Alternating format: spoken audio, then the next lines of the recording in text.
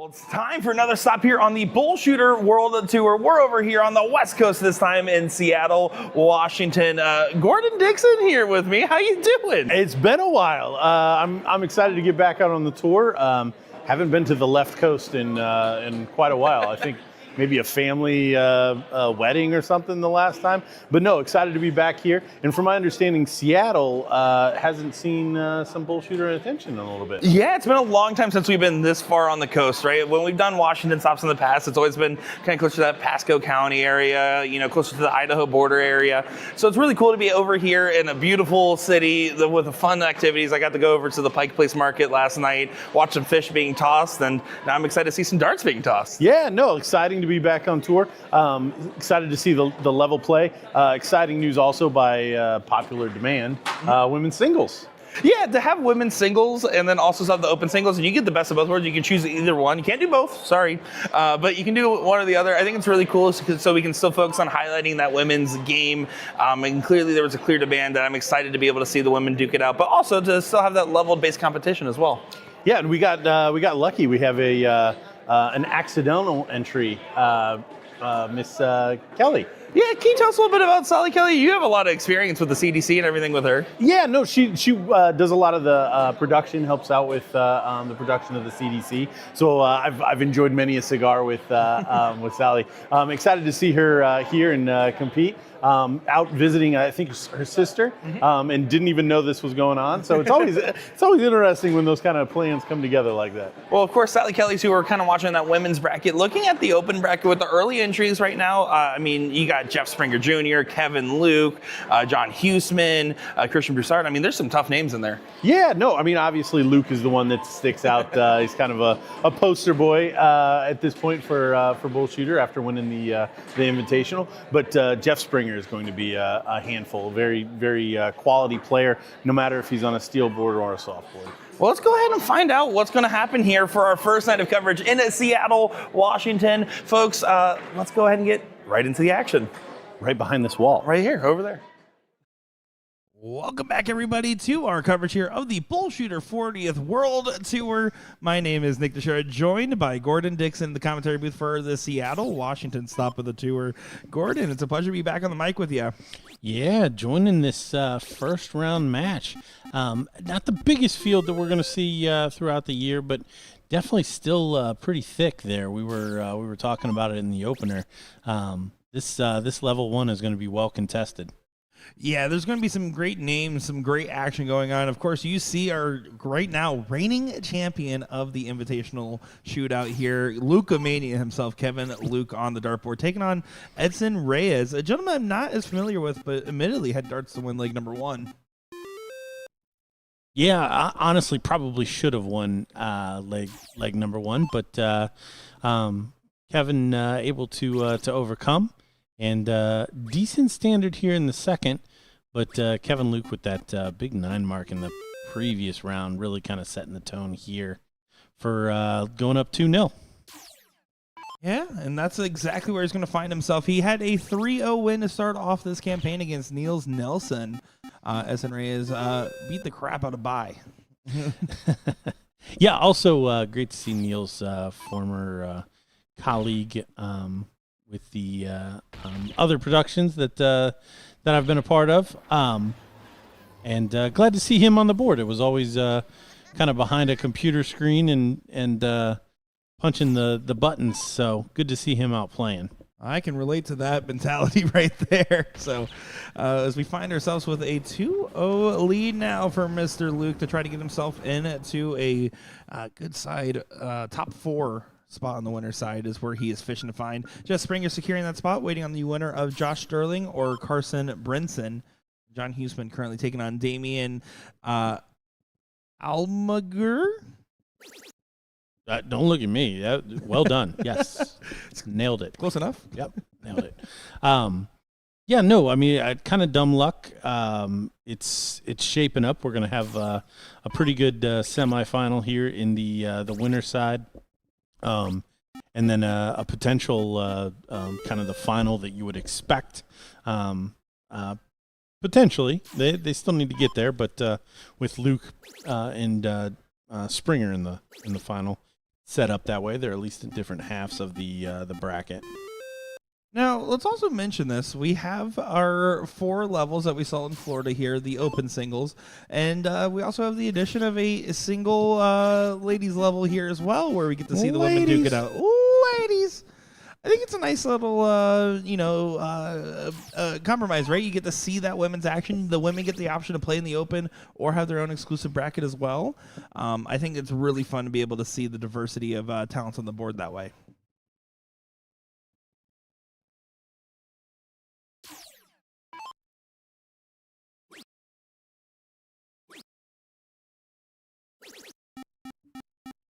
Good last there from Kevin. Edson needs to find a couple of troubles here. An important turn, you have to make sure you hold control because this is an all or nothing kind of moment. And fortunately, nothing is showing its head. And does find that last hard trip, but Kevin only needs a 3 mark now. Yeah, not at all how Edson would have drawn that up. Kevin Luke has been pretty clinical in these spots. Does not snag the 20, so really could pile in the points here. But again, 2 playgrounds to deal with, even if he does that. So good spot for Kevin regardless, and only a single 20 is going to really hurt. Yeah, you see the 9-point differential here. It's not going to push Kevin Luke away. He can grab 2 20s in a single and be fine. He's going to grab more than that. He's going for all of it. And he doesn't even consider going back to the points there. He's putting a little bit of a I'm up 2-0, you do the work kind of strategy. Yep. And what a spot to do it. It's again, just kind of speaks to the maturity of Kevin Luke. Knows what he can get away with. Picks his spots. You know, you can criticize Kevin Luke for his scooter driving ability, his shenanigans in between, but very rarely have I ever found myself questioning his strategy and shot selection. I mean he's a good counter. I would completely agree with that. If we're already agreeing this early, it's going to be a great weekend here in Seattle, Washington. I can't believe it's what, an 8:04. Yeah, I will say if you're watching on the East Coast, thanks for staying up late as we're over here on the West Coast. If you're watching on the West Coast, hello. Yeah, I got me a little Naparoonskis. The official term. See if I can stay up long enough to see some of these tournaments come to an end. Well, I know we are having fun adjusting to the time zones here, but so far, I mean, it's been a great time in Seattle. Great people, great energy out there in the Dart Hall, and some wonderful talents that are going to be showing their face. As right now, we're going over to a women's top 4 matchup, and this should be a good one here, as it's currently 1-0 in the favor of Rhonda Mader over Mesa. So I'm looking forward to seeing how this one will play out. And let me tell you, Rhonda had a little double triple at the end of the leg, but it was a very convincing leg. I saw a high ton in there and some extra pizzazz and sparkles on the dartboard. Okay. Yeah, not familiar with either of these ladies, so we'll get to know them a little bit as they work around the board. Mesa looks like pretty good lead here in the second leg. Now the women are playing 2 out of 3, so a little bit quicker of a match here. And currently sitting in that other top 4 position, you have Sally Kelly waiting on the winner of Yelena Huseman and Jolyn Huffleman. Yes, that's nailed it. Thanks, man. I appreciate it. Yeah, all these tough ones. You're like the guy that says all the weird names now. I had recently rewatched some old matches and live streams from years past where I saw Will really butcher some, and it's given me a newfound confidence that I could do better.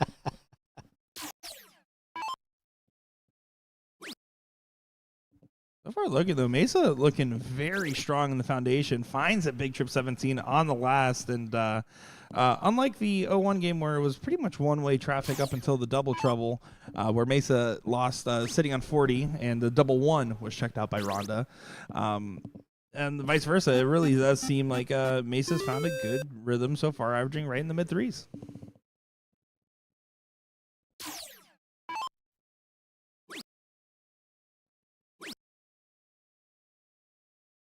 Yeah, a little punchy with her throw. I would like to see a little bit better follow through, but certainly accurate. You can see a little hop right as that dart releases there from Rhonda. Always so tricky. And you see that a little bit more with the ladies' game, I think, in general, with the extra body movement, I feel like, is a little bit more commonplace. Oh, but look at this. Moving around the board well. Doesn't connect with the last, but job done. 16's closed, 51 points. Can't miss doubles in cricket. Exactly right. And this is a good spot to find yourself in because it's a reset. You had a tough loss in the leg number 1, sitting on a double. You're now doing a really strong performance in Mesa's case for leg number 2. It's a mental reset going into the diddle of leg number 3. Assuming it gets closed up here, it's still entirely possible. Rhonda can hit one big turn and completely flip the script. So let us know, folks. Who are you watching for? Who are you cheering along with? I'm excited to be bringing you the coverage here. I know Gordon is as well. But look at this. We talked about it. How about that? Our first 9 mark of the live stream is brought to you by Rhonda. Rhonda made her filling it up. Made her money's worth. Hey. Thank you. I'll be here all weekend. Did drop the links in chat for you guys to be able to follow along with the brackets here for the women's and the levels as well. Oh, not quite able to reproduce it. But all of a sudden, she is in a way more advantageous position than she could have expected at this point in the leg. Well, yeah, continuing to make Mesa work, but she's doing a good job sticking in there. You see the averages really come together here. Rhonda now out-averaging Mesa. Hugs the wire until that last one got away. And chance for Mesa to clean up. And this is exactly where you need to be calculated and disciplined. Not too aggressive with the dart. A big old single there. Try to stay true. And does do so. Clinical close. The best chat in the business letting us know. Rhonda, a beast from Lewiston, Idaho. Gordon doesn't say that to just any chat. I'll tell you. He means it. He likes you guys. Yeah, no, I don't say that every stream. I've never No. once. All right, 3 bulls away. Taking us to a decider. Oh, just outside, but should be enough. I mean, double would be a heck of a way for this to flip the script. Not going to be on these cards, though. Yeah, now Mesa just 1 bull needed, but I always hate when you need 1 bull to close the cricket league going into the diddle. I feel like I wasted my 1 good bull on closing out the game. Maybe that's a little mental shenanigans. If you for me. think you only got 1 good bull in you, That's why I don't know how Gordon. you won the cricket beforehand. That's why I'm in the booth, okay? It's a mindset, people. Darts is a state of mind. All right. Ooh, Rhonda left it wide open. Gotta think Mesa coming off the corks. She's not proud of it, but she'll take it. Yeah, if it works, right? And that's exactly the position it is. So now getting reset for this last leg here, 501, open in, double out. Fat Bull is going to be the format. See who will guarantee their spot in the seat match. Go up against either Sally Kelly, Yelena Huseman, or Jolene.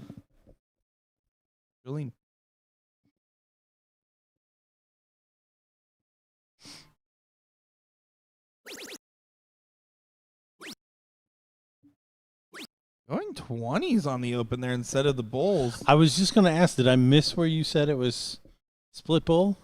Yeah, no, interesting decision. We'll see if it gets punished by Ronda. If she collects even just one bull, it feels like a punishment. And there she collects two. And we say it time and time again, unless you're playing at the highest of octane games, two bulls around gets you a lot of favors in a format like this.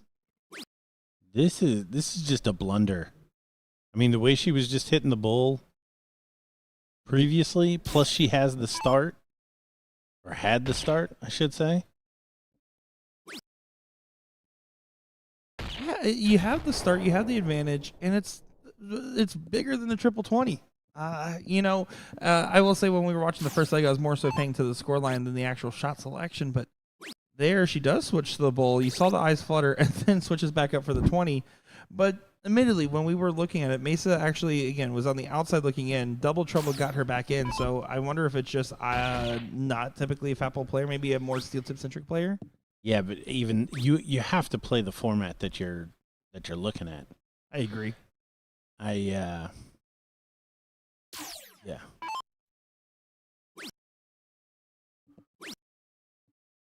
Now Ronda's going to be in a position here with the separation to be the first one at the finish. Going second, she's going to be very happy about that. One bull will guarantee that to be your fate. Of course, you want to leave a little better than this. If you get one more to leave 91, she cannot. 135, so now Mesa does need, whatever she does aim at, she needs to hit a ton plus here. You're looking for a minimum of 121 because, again, it is a double out format. And then switches to the bull after she needs two treble 20s to leave a finish. The math is already upsetting Gordon. It's just unfortunate that you see somebody had a real shot here to get through and just kind of a tactical error. May not even get down to a finish before Ronda takes this out. And this is true double, so outer ring. Yes.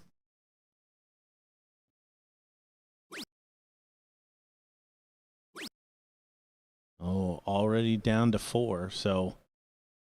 And she will be back. And will she be back with a vengeance is the question. Mesa has to find some inspiration here to be able to save this leg. Coming up next, by the way, Yelena Huseman and Sally Kelly, who will play the winner of this. These are the favors that we talked about, though.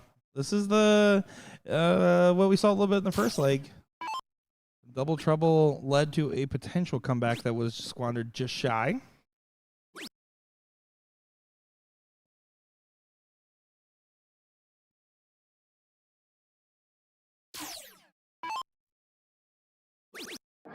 And there it is. You can see the hug real quick there between the opponents, but Ronda just gets it done. And unfortunate, again, strategy from Mesa there at the end, because frankly, she had every right to be in this match. In that last leg, she showed the right stuff, but just doesn't quite work the way you wanted it to with the shot selection she chose. Yeah, no, I mean, I wouldn't be surprised if we see her come back through. Just her accuracy seemed to be there. Just a little bit better shot selections. We'll get our first look at Sally Kelly. And who did you say won that other quarter? Yelena Huseman, my favorite of the Husemans. I will say that. Take that, John. The better Huseman. Of course, we do have a wonderful room of action going on out here. So we're going to take a quick moment here. We're just waiting on Yelena Huseman and Sally Kelly to get to the board. Also coming up as well, Jeff Springer taking on Josh Sterling on our other top 4 matchup on the other board. And then afterwards, we will get that women's queen seat. We'll also get Kevin Luke versus John Huseman. Both Husemans making top 4 runs. There's a lot of great storylines developing here early on, folks. Nick DeShera, Gordon Dixon bringing you this coverage. Hit that notification bell, hit that like button, and we'll be back in just a moment's time.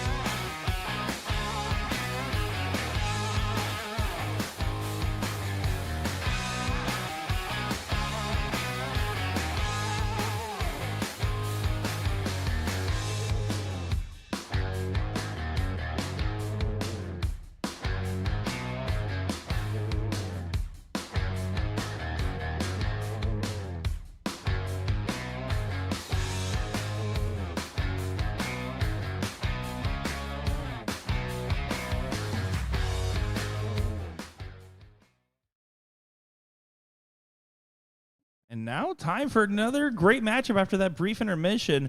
We have Sally Kelly taking on Yelena Huseman in what should be a great matchup to see who will be joining Miss Rhonda here in the Queen Seat matchup. Gordon, what are your thoughts on this one?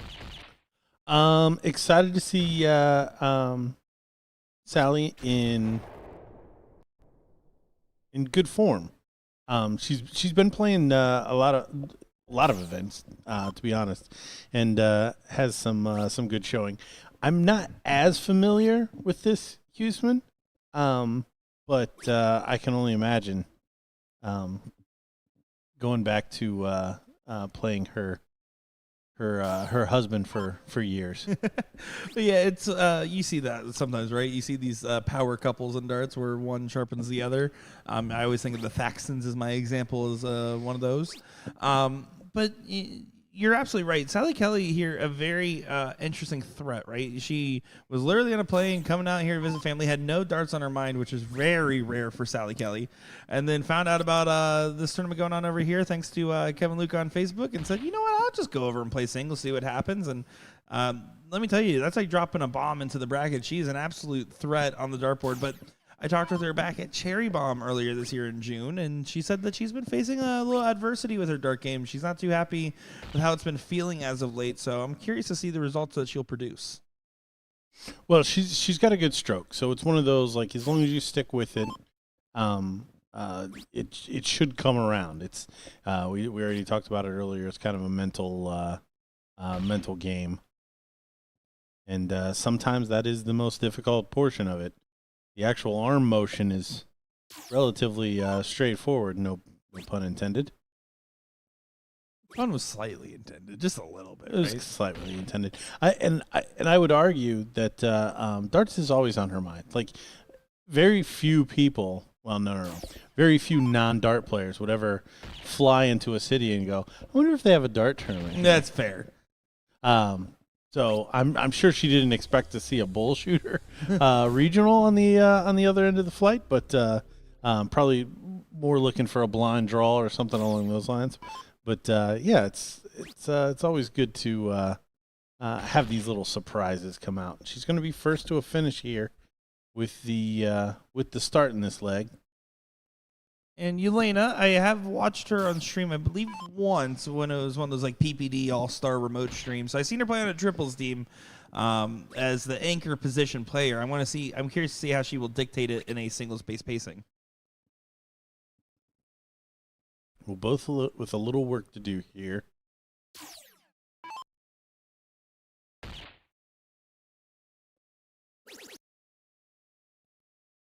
It might not be true double out. If she won treble 16 for bulls, that's the shot she was aiming for. I don't see it says true double out on the board. So yeah, it looks like the bull is in play for this finishing. Well, we'll see if she finds it, if it's a winner, or is it an automatic loss? No, it's a bust. It's a bust. Freeze is Okay. the only automatic loss. Fair enough. Good last start there from Yelena. Puts a lot of pressure on this 70. 20 for bull, trip 10 for tops. A couple other routes. Now going to the 17s. And the bull. And it does go for Sally the Incredible Kelly. It was that Golden Bull warm-up I had her do. Yeah, you got a chance to talk with her a little bit during a game of Golden Bull that we filmed. Give us a little preview into how that conversation went. It went super easy. I mean, I said in the opener there that hung out with Sally a couple of times, but no, I didn't know the whole story. Her being married to Dave Kelly, one of the first WDC North American players. That's the precursor to the PDC. Go on YouTube, you can find the whole story. But anyways, hearing her story of actually growing up, because I started out by asking her about soft tip and what she was familiar with, or if she played a whole lot. Come to find out, she's a Indiana girl. That's all she knew. Actually, formerly worked as some type of a sales element. Liaison of some kind. Yep, She's for self-described. arachnid. And that's where she ultimately found Dave Kelly, her late husband, and the rest is history. I'll let the interview during her playing Golden Bowl to kind of flesh the rest of that out. She had a very interesting additional person at one of their first dates. Oh, I'll kind of give a little teaser there. That was my father, Dominic Teixeira. That's not the answer, by the way. And, going back to Yelena here, Yelena, married to John, is when you're in a relationship with a dart player that is, has notoriety. John's been around. He's been a long-standing player. Took a break for a while there for like a 10-year period and got back into the mix. But he's well known. I'm sure, obviously, while the local community knows Yelena, it's one of those things where you want to be known on your own. You don't want to be known as like someone else's significant other, someone else's friend. You want to be known as your own player. And, getting to this point in the bracket, she's had a very great run so far to try to help differentiate herself in this crowd. Yeah, no, I mean, I'm sure she's won events before, but this would be one that I'm sure she would have her eye on, especially given just the size of the bracket and kind of being close to home for them. And it's a good time to mention this. We went ahead and locked in all of our qualification routes for the next invitational shootout. So it's going to be following parity to last year with some minor tweaks with the format leveled play changes. So top 4 finishers in the ladies singles level 1 will get invites. Same thing for level 2 or level 1 of the open. Top 4 will get invites. First place for level 2 will also get an invite as well, kind of following parity with the first place invites from the amateur bracket we saw last year. Nothing for 3 and 4. And then for the doubles, it'll be the same thing. Oh, there's a big shot from Elena. 6 mark on that 17. Put some pressure on Sally. But it makes it very interesting, right? We have a little bit of a lighter field. So in those spots, it doesn't fluctuate based on participation bracket size. So, getting some wins here, if you win this matchup, you guarantee that qualification.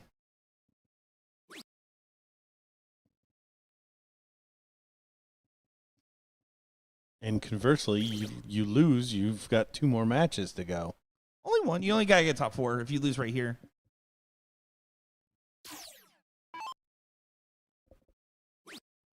One day you'll know how to run a tournament. Oh, yeah.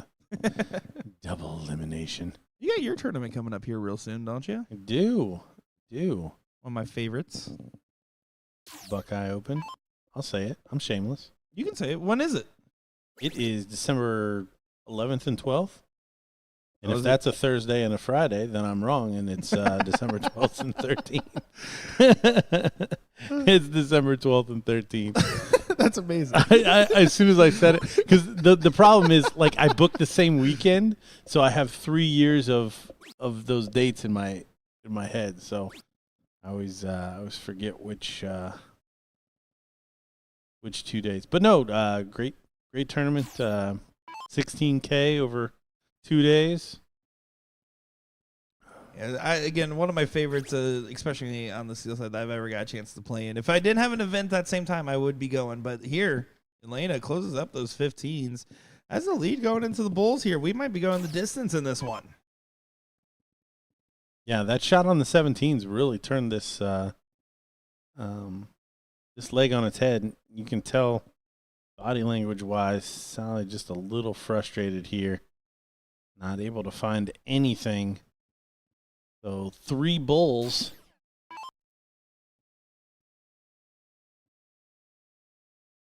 Not a bad spot.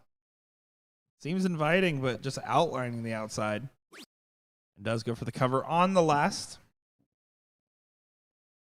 These end of leg bowls, there are no guarantees, especially like right now. You're seeing the mid 2 average range. I like this from Sally. Just go for the intentional close, kind of force a run down, and hope the pressure kind of plays a factor. Still got a lot of work to do, admittedly. 2 to close and 3 to get up, so 5-3 on the bull race now.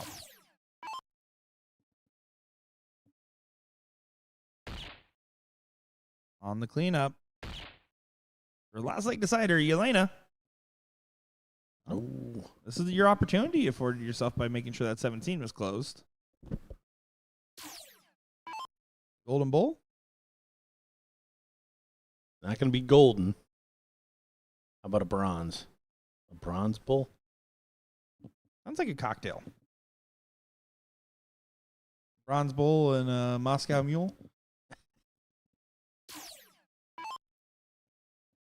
I see James in the chat here shouting out Sioux Falls, Alan Gray.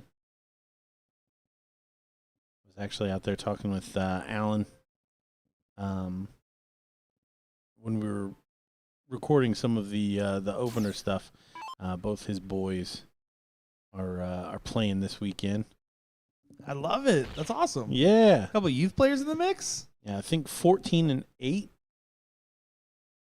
maybe 14 and 10. But no, good strokes. Excited to see where they land. Playing in the singles, and then they're playing doubles together as well. So That's awesome. No, I love that. I love when that's why probably my definitive favorite thing about the BullShooter Tour is the fact that anybody can play, including the youth players, barring location-based restrictions, which has happened only once.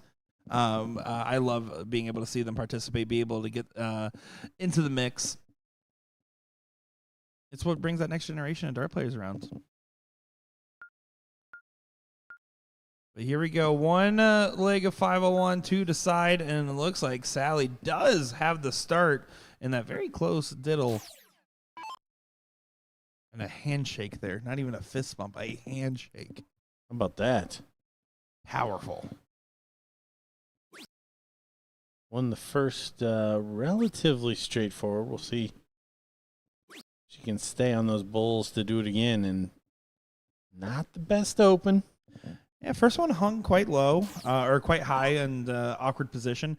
Honestly, wouldn't have minded a shift, especially considering she's throwing with darts that she's never thrown before, right? She bought these out here, doesn't have any dart clothes on her that she normally has a full dart outfits. She doesn't have her equipment on her, so she's throwing with new barrels. If I have anything that could be a blocker, because usually if I'm throwing a new dart, I will be quick to shift around because I'm not as comfortable. I don't know exactly how I can punch through in certain spots.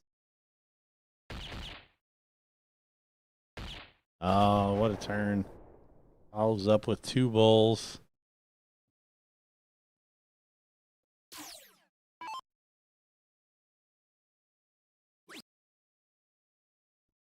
Anna needs to get something going right now. She's kind of having a little bit of a laugh based off the first 2 darts, but she needs to course correct pretty quick.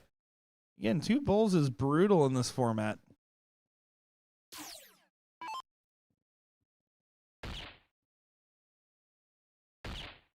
Look at this.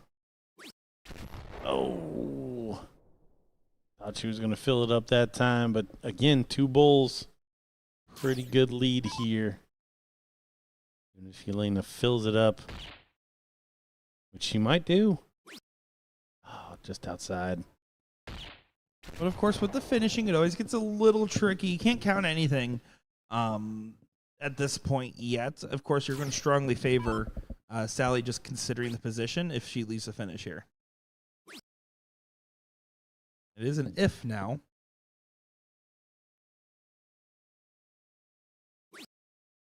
Does not. So Yelena can take this as a moment of a saving grace. Now, you still have to get creative on your shot selection if you want to leave a finish on this turn. 180 would leave 158. Probably would just play for the hat trick myself and just get myself in striking distance. And again, a great shot coming down the line. Yelena continuing to put herself in good spots late in legs. Coming from behind in the last cricket leg. Sally does leave Pretty straightforward finish.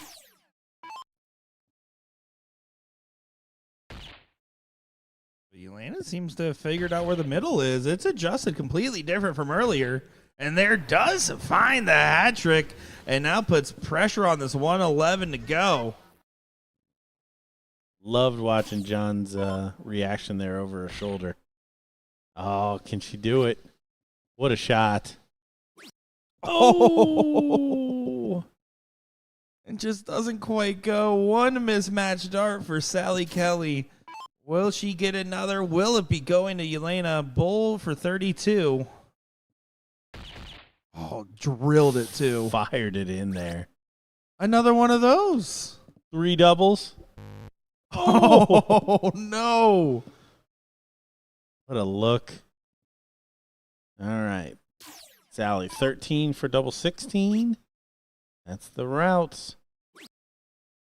Double late now. And no, clicks up. That's now another couple mismatched darts for her. And Yelena, she drilled this double eight. You have to think she's going to get a good look at this here. Yeah, you see her shaking her head. I don't know why. She's about to win this match. Got tougher now. Pressure's on. And no, it doesn't go. Yeah, that first one was so nervy. Sally's got to start over with the setup, though. Yeah. I just had a feeling. I just had a feeling that it wasn't going to go smooth this time around. Oh, no, she won't even get a dart. She's not even going to get a And dart. she's not even going to leave it on a double either.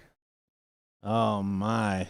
Some heartbreak for both at the end of the leg. Whose heart will be mended? Right back to Sally Kelly. 5 for double 4 is now the shot. Yeah, and these big singles just keep getting smaller and smaller. Oh my goodness. Yelena at least does not have to set up. Again, coming to the board, shaking her head. Very surprised by that. But a collected attempt there, very different from her last couple of rounds of the double. And Sally quick to extend the hand and congratulations for what is a good win. You can see she's still shaking her head.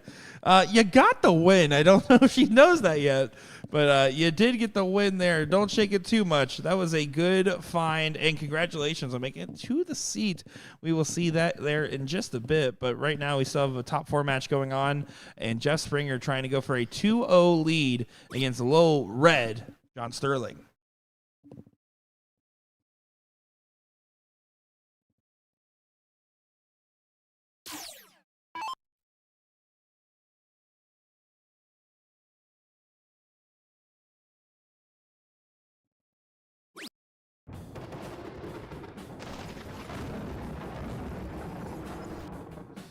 There we have it. 1 apiece.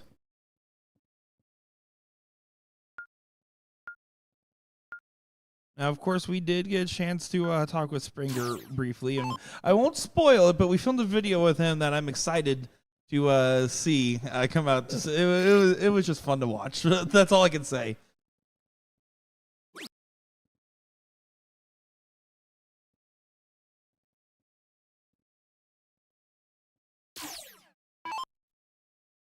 So after this, we will get the seat match of the women's and the remainder of the top 4 of Kevin Luke versus John Huseman, as they're just getting now called up to the board. We'll say we don't. We try to let the brackets flow where they flow. I purposely made sure that both Husemans were not playing at the same time out of respect for them. Because they were both in the top 4 and they were both ready at the same moment. Yeah, I'm sure John appreciated that. Like I said, there was some good support there for Yelena as she came through that tough one.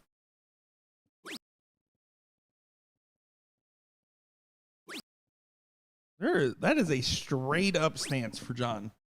Yeah, he's not taking advantage of his heights whatsoever there. He does have the Sasquatch on the back though, so I do have to appreciate that.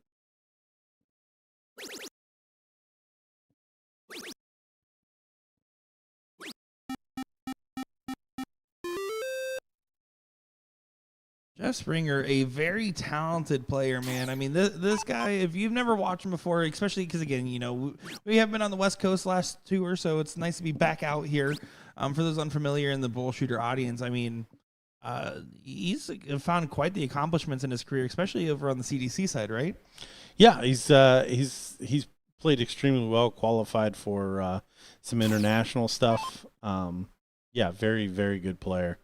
Yeah, we just quickly chatted, talking about how close this tournament is to him, being able to sleep in his own bed, which for West Coast dart players just doesn't happen very often, especially for larger events. So he's probably thinking, I have no excuse. I'm getting a nice, comfortable sleep. I am saving money, eating out of my own kitchen. I got to be ready.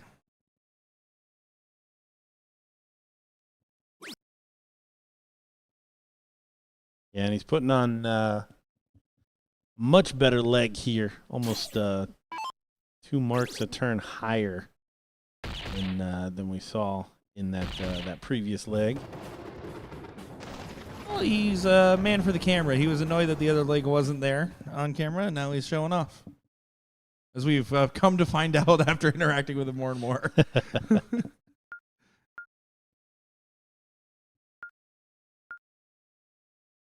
Here we go, going into the 0-1 leg. A good point here for John, though, because he did win the one cricket leg. It's going to get the start. Not as detrimental of a position. Because, again, when you're coming off somebody dominating a leg like that, it's easy to kind of lose some steam in your dart game.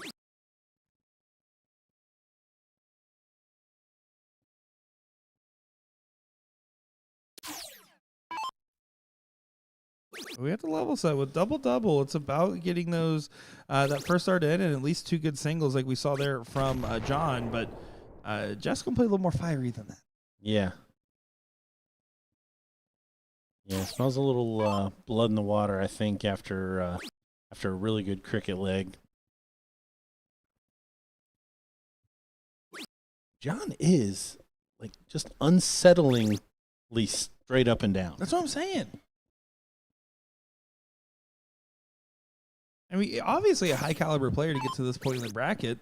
Looking at John Sterling's run, a 3-0-1 over Lakota, and then a 3-2 win in last leg decider against Carson Brinson. So has had a good performance to get to this point.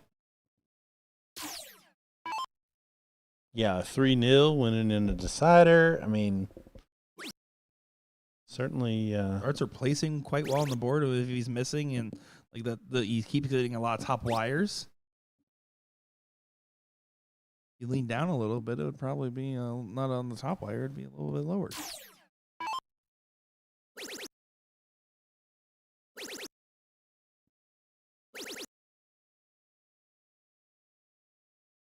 Springer gains a little bit of ground with that saving last dart. Yeah, not quite where you'd want to be here in this leg.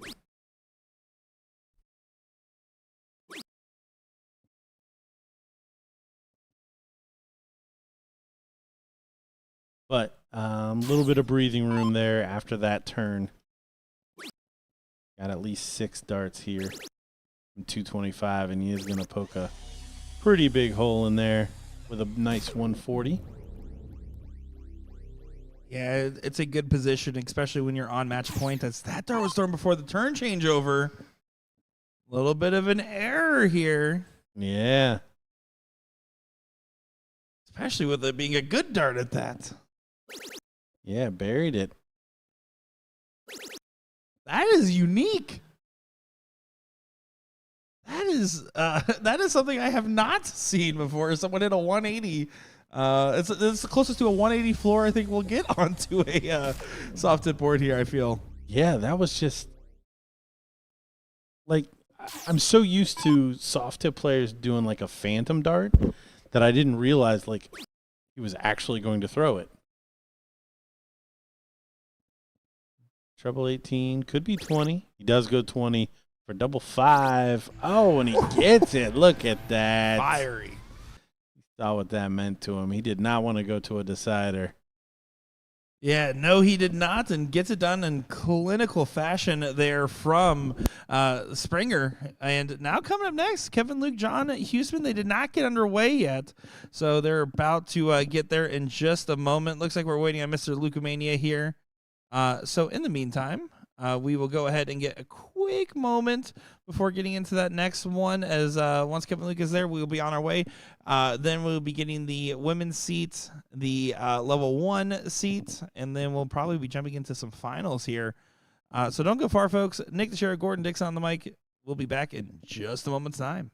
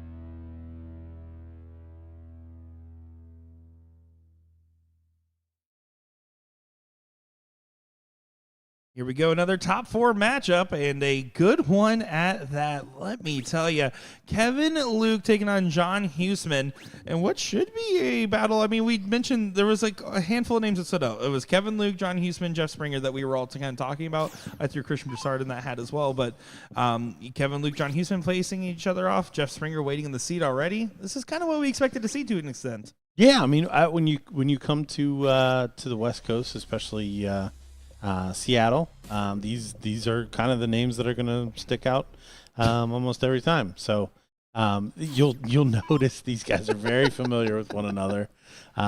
So not surprising that we're going to see a little banter in addition to some good darts here. Yeah, I love to see it here, and I'm curious to see how this one will actually play out, just because Kevin's going to have high expectations of backing up his performance. We saw a month and some change ago, almost 2 months ago now. He's going to want to try to replicate the results, and it's his hometown advantage, right? It's his local playground. Oh, yeah, well, and I mean, if you won on the stage that he won at, this is something that he would expect to do well in.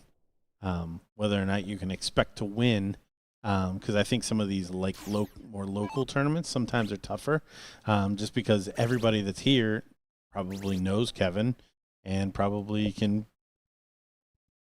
There's no oh my gosh, it's Kevin in any of the matches. Sure, but I will say conversely, if you're, a Huseman or a Springer or one of the other, Josh or Edison or Lee still remaining in the bracket as well, I mean, you're thinking, I want to beat the guy that's the ESPN champion. I want to beat the reigning champ. It's an extra target that gives you an extra motivation, maybe not pressure. Well, and I mean, I know John stepped away for a little bit, but I mean, he's got plenty of experience, and Jeff especially, I'd be very surprised if he had any of those kind of thoughts any more than he has in any dart tournament or any dart match where he just wants to go in and win. Oh, look at this from Huseman. Tries to set it up all the way down just in case the 113 does not go. Mr. FKL, now rebranded to Lucamania, will get a dart at tops. Doesn't go. Your son's in chat, by the way, if you're curious.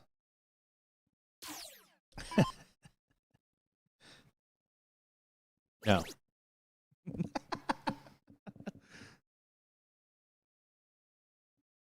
A little bit of a blunder on the first. Yep, he's still going to get a dart. And he does find it. Cleaned it up. Textbook. Shake of the head there from Kevin.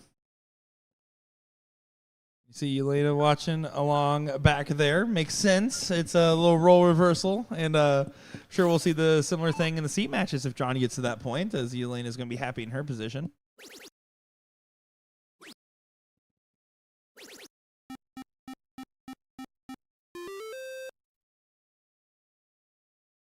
You mentioned it. Top 4 do qualify for the invitational shootout. Kevin Luke, as a top 4 finisher in the last one, does automatically requalify, so he's already up. He's there. He's in. Also means Jeff Springer locked in his spot with his win.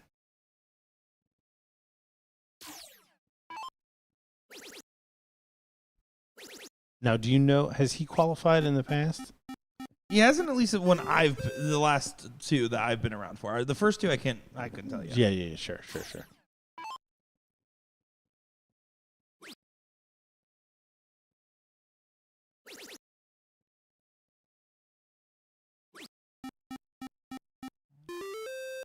Good back and forth battle so far, but Kevin in control with his positioning.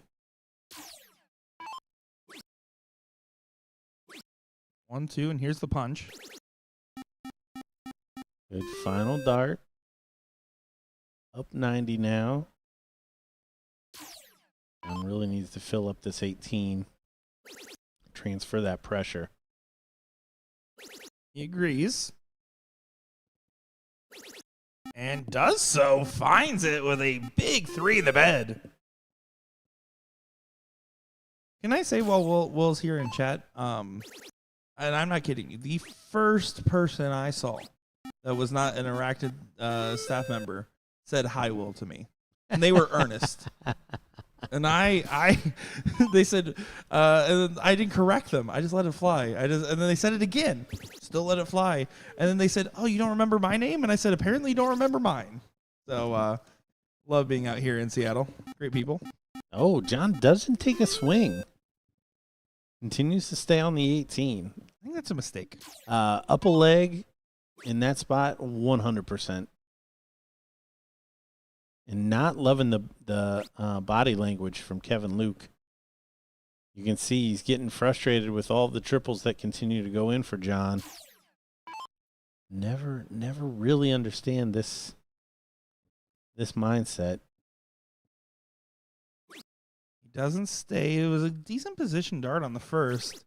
Instead, he goes back to pad a little bit more. But again, leaving an opportunity for Kevin. Now he does have to go trip before he can swing with the point lead. He only needs a 5 to regain it overall. There's the trip. He's playing tight. We got Mike Croning in the chat commenting along, hanging out with us. Thank you for tuning in. Chris Anderson. A long name I can't pronounce. Debbie, Derek, and a bunch of others watching along. Thank you all for tuning in and giving us your support. We're excited to have you all here with us. John kind of turning this one over after kind of working himself into a pretty good position. Needs a treble. Doesn't happen. So, again, reopening here for John if he can go back to those tripling ways. I think John's got to get just a little bit aggressive here. Oh, and he's throwing it a closed number. Yeah, no. Complete blunder. You can see Kevin's realized that he's not going to say anything. John's moved all the way over to find the angle. I mean, if anything, you're at least happy that you only wasted it on a 1 mark, but it's a complete blunder. You can't afford mistakes like that. And that, yeah, he didn't even realize. He still didn't realize it.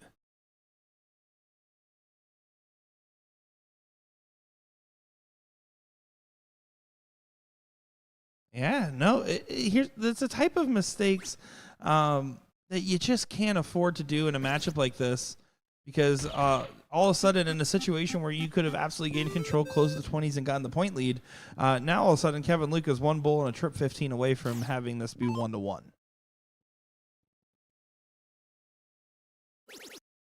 Yeah. Not like earth-shatteringly shocking or anything, but yeah, it'll be interesting to see how John recovers. Now, this is a best-of-5 match, so lots of time to kind of erase that from the memory. He's going to get to go first in the next leg, but this one was well within his reach to go up 2-0. Yeah, at the end of the day, it's not that it should define the rest of your match. You're going to have to play like a goldfish, forget about it, and move on. But there's going to be a small part of you that thinks, man, I had the opportunity right there to pretty much break 2-0. Well, that's leg. the part. That's really the thing you got to get out of your head. Easier said than done, though. See, John's the one shaking his head now. To be fair, Yelena shook her head and won the match. Yeah. They use spin methodology, baby. Very, very true. Very true. But with him being a savvy veteran, I don't expect that to linger too heavy for too long. That leg's now over. I don't think that's going to stay in his cognition much longer. Well, if Kevin comes up with a big shot at the 20, it'll continue to compound. My favorite kind of interest. Does find a 7 to get things going, and you can see Kevin kind of was a little bit slow to the groove, and John early to the jump. It's now starting to shift the other way around. Interesting. Okay. What are your thoughts on that one? No, I don't hate it. I don't hate it. One apiece. Now Kevin's got to find 2 beds. or as he does, go to the 17 to find a playground of his own. 6 mark on the 19s leaves the score tied. He won't regain the point lead now, and does close on the last hour. He's playing a little thermonuclear here, it seems. Little bit even more aggressive than that, though. I mean, he's basically counting on That. Yeah, Kevin not being able to close 2 numbers, and him getting a full whack. So he's got to hit at least 7 here. Oh, You can tell that dart was pulled down. Amazing recovery. Wow. That was a needed recovery after that shaky first start. Yeah. That was, man, that took a lot. And Fat 18. So now it'll be the trading of hero shots, because I can't imagine if he goes 4 15s, he doesn't take a shot at the 16. Oh, 6 15s. Have to imagine he takes a swing. He does not find it. You see the gritting of the teeth. He knows Kevin is the type of player that jumps on these certain situations. Okay, there he does and finds it. You see a shake of the head. But game darts available here. Double for the 16s. Not going to happen. So Kevin Leake has an opportunity now to be the one breaking throw. Admittedly, in a 1-to-1 position, not as detrimental. Leaves it 4-3 for Mr. Lucamania to go ahead and take this leg. Yeah, needs 3 bulls.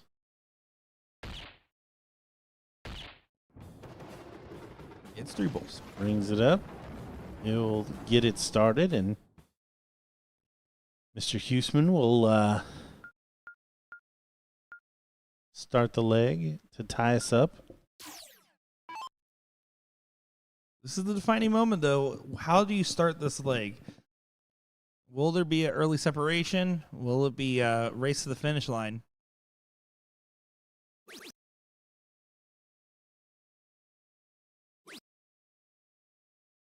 Be a decent opening. Yeah, I'd call that maybe a bogey.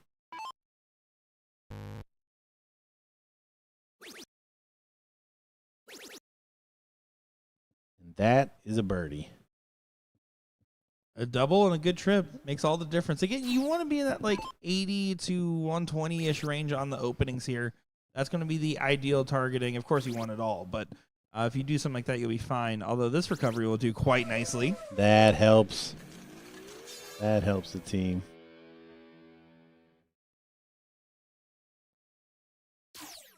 All forgiven if Kevin fills it up. He does. With a little point to the side there. He wants to get this done here and now, but it's still going to be at the will of John Huseman so far, who has to defend his position.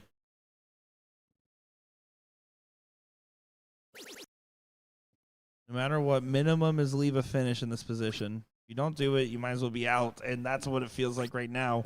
No finish in sight, and now Kevin Luke can guarantee the first look at 8 out. Fishing for at least 100 will leave a good combo. Might be better. Slightly better. Oh, he did snap. I thought he scored 66. I thought there was 2 triple ones. He does not want that bad voodoo. Big setup shot here. John doing the right thing. Got rid of that 18. Single treble finish. If he gets a shot. Kevin missed from 113. Get another shot at the double 20, and he buries it. Reminiscent of his performance there in the ESPN stage. That doubling efficiency was very kind to him, as that's a good win there. Yeah, and you see what it means to him. That was no gimme.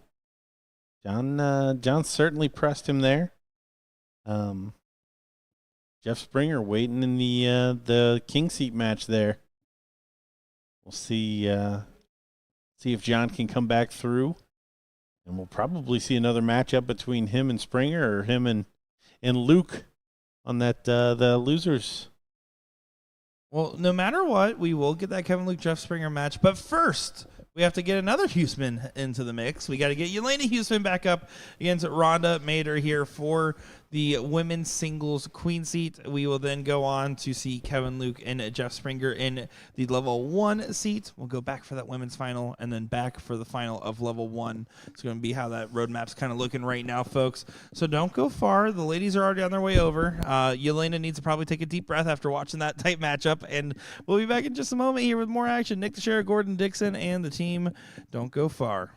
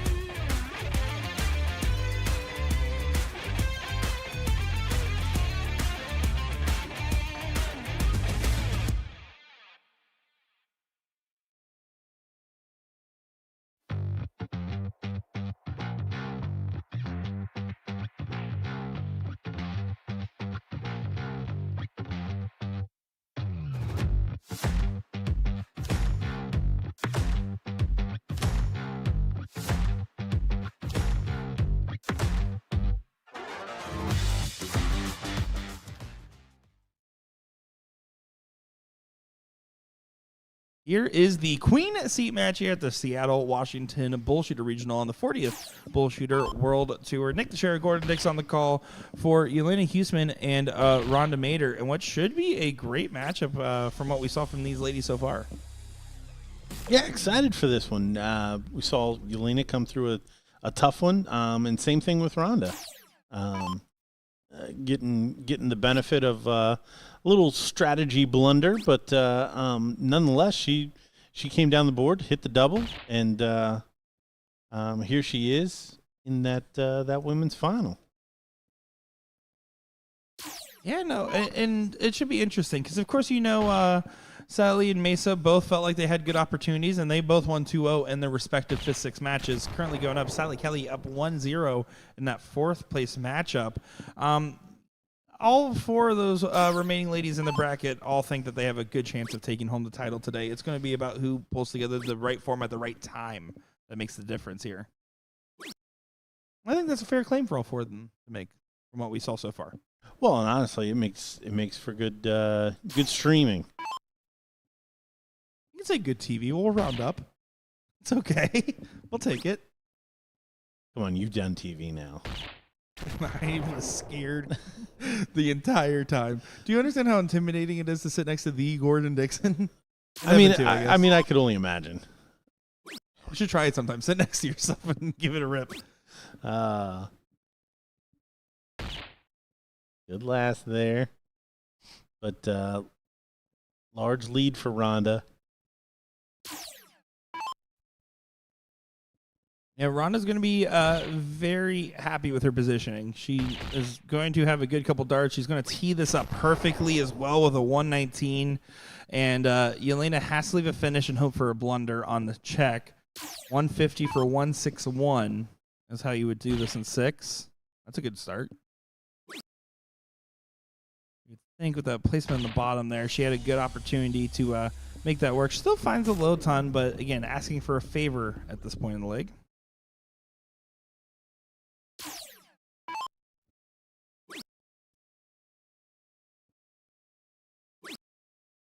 Double 8. Oh, outside. So, little bit of life. We've seen Rhonda clean up quickly.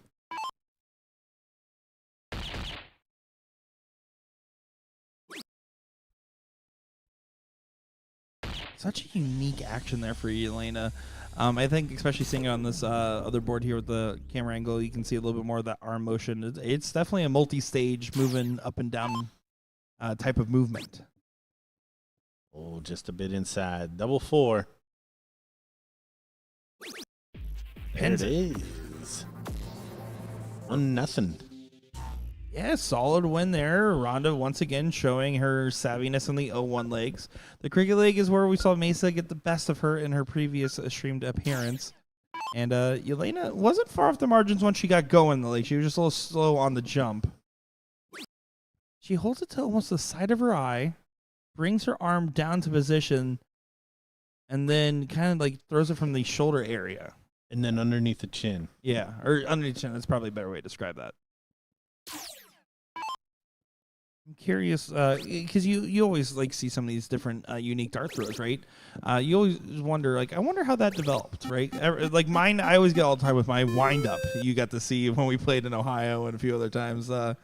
You're like, why does that happen? I was like, it just started happening one day when I was a youth player, and I just rolled with it. But sometimes you just see, like, and people have very specific reasons for stuff like that.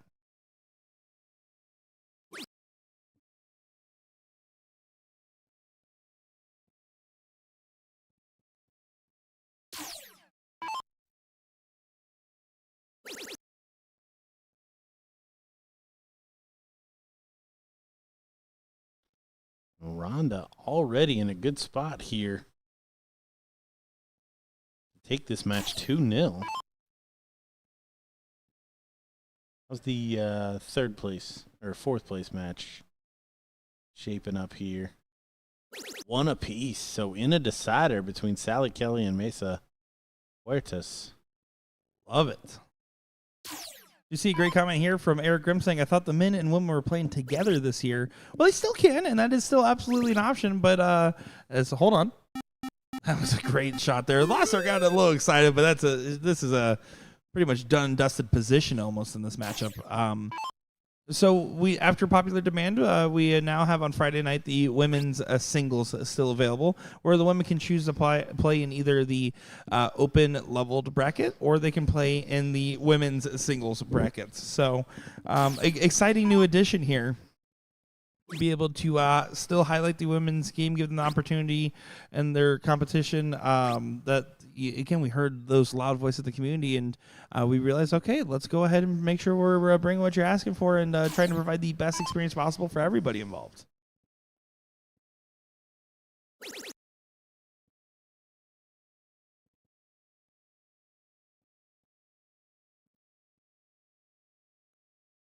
Ronda 4.75 MPR and 315s and some bulls away from a finals appearance.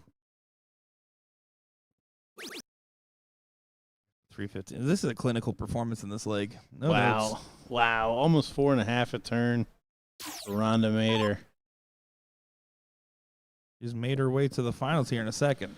Ew. It's so easy with that last name. Ronda, I'm so happy you're here. Keep wondering where Lightning McQueen is. You know, Tow Mater is my favorite Disney princess. I count it.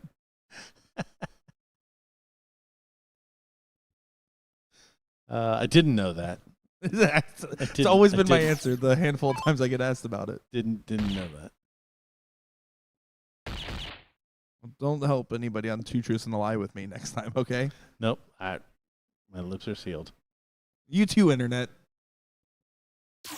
All right, 2 bulls. Ronda to take this pretty convincingly, 2-0.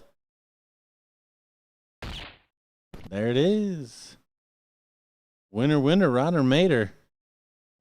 Yeah, and you can see smiles from Yelena, but that was a nice, tough performance. Again, the 0-1 leg had some moments there where Yelena was getting back into the mix, but came out too cold in cricket, and Ronda was not messing around.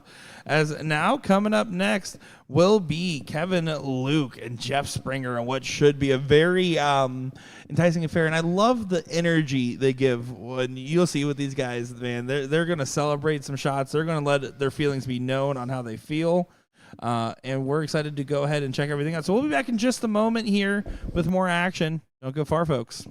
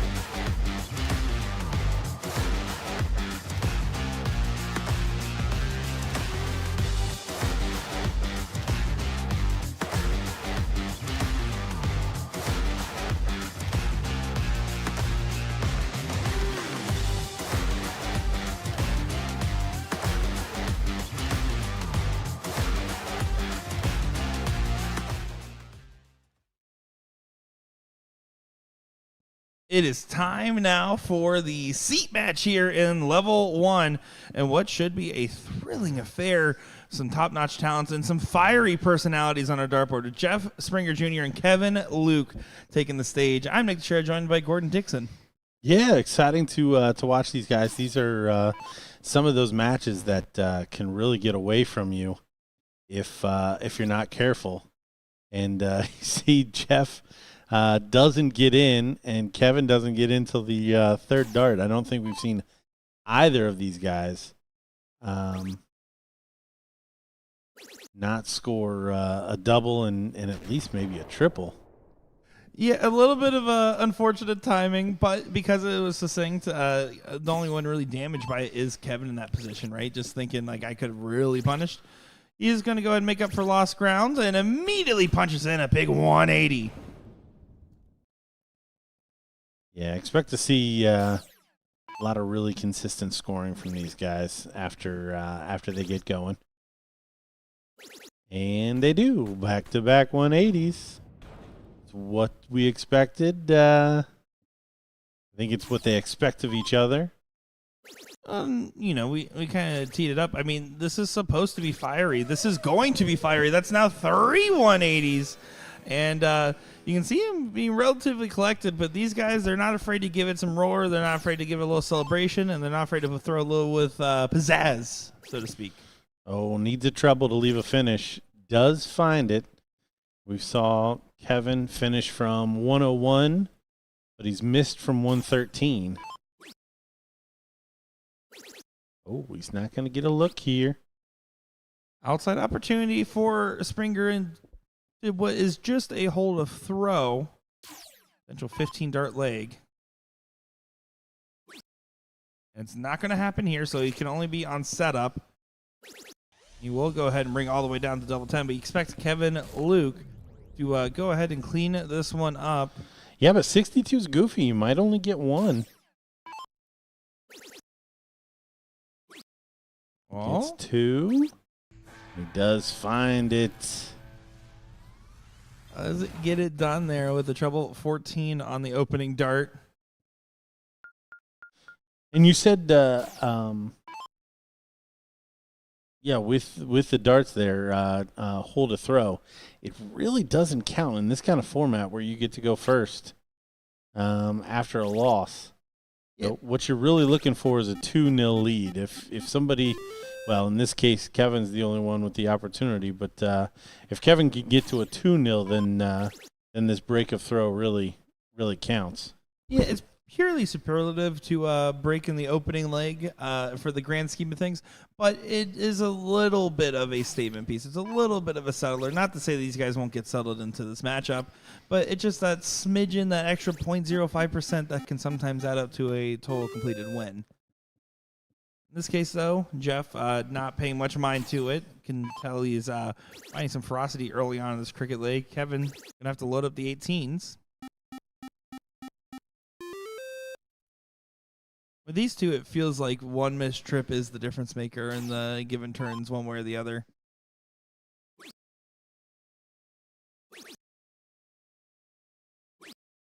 Yeah, I think both are expecting big things out of the other, so a little bit of a trip up somewhere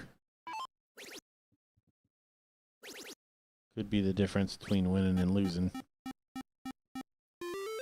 And Kevin's finding himself in a good fight back on the 16s. There was his mistake was not betting the 18s, which is not really much of a mistake when you find 6. Jeff, on the other hand, is he easing off the gas a little too much? Now a big opportunity for Kevin Luke. Only needs a 6 mark to have advantage, a 7 mark to have advantage with point lead. Yeah, and just like that, the leg is on its head.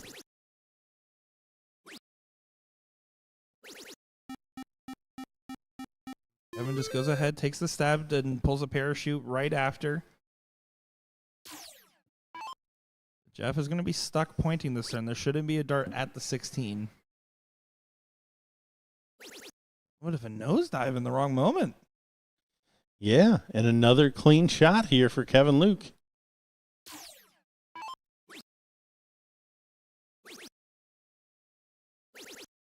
Does take it on this moment, and now putting himself in a position for a potential 2-0 lead. 9 mark available here for Jeff. That is the good news about the early work you did in leg. Trip 15 would have gotten you a shot at the 16. Instead, you're now staying. And it looks like, yeah, it is in the trip. Okay.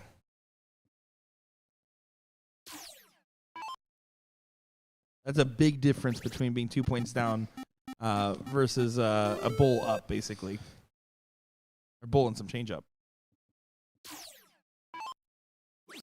Sally Kelly does get the 2-0 win over Yelena Huseman. We will see Sally Kelly versus Rhonda Mader in the finals after this. A good shot there from Kevin. Taking advantage of that bigger number. Jeff just able to get the point lead. Kevin has 6.17. Finding a great stride. There's the stab. Can he add the bull? He needs to find a trip to add the bull. Excuse me, he only to add 2 bulls. 3 bulls. Nope, I messed off. Don't mind me. Back to Gordon. Jeff going to be in a bad way after this leg. Should probably find a treble 16. And he does. And that's if this man misses 3 bulls. Doesn't seem keen to. Oh, steady. Look at him. Ringing him up. Ringing him up. So the invitational winner. 2 up on Jeff Springer. Springer will start for the 3rd time. Looking for his first leg on the board. And this is an even tougher format because Jeff wins this one. And he's going to hand Kevin Luke the start in 501 without having to win a cork. A gift I wouldn't be keen on giving. Not at all. Moving around the board a little bit. We'll wave to the camera as well. All right. We're watching before this match the 5th, 6th matches. John Huseman does go ahead and get that win 2-1 over Lee Bingston, and a 2-1 win for Edison Reyes over John Sterling.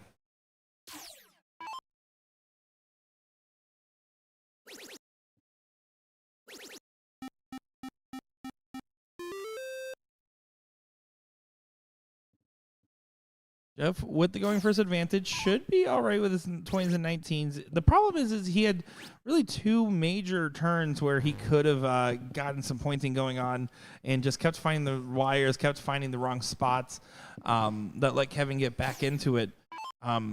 You would feel like he had his opportunities, and he knows he's not out of this matchup, even if he does have a lot of work to do. But Kevin doing some bossing around. Yeah, and Jeff's throwing at doubles. And missing the board. You know how we feel about doubles in cricket. Only cool if it goes in. Otherwise, it's atrocious and never do it. Ugh. Don't even get me started.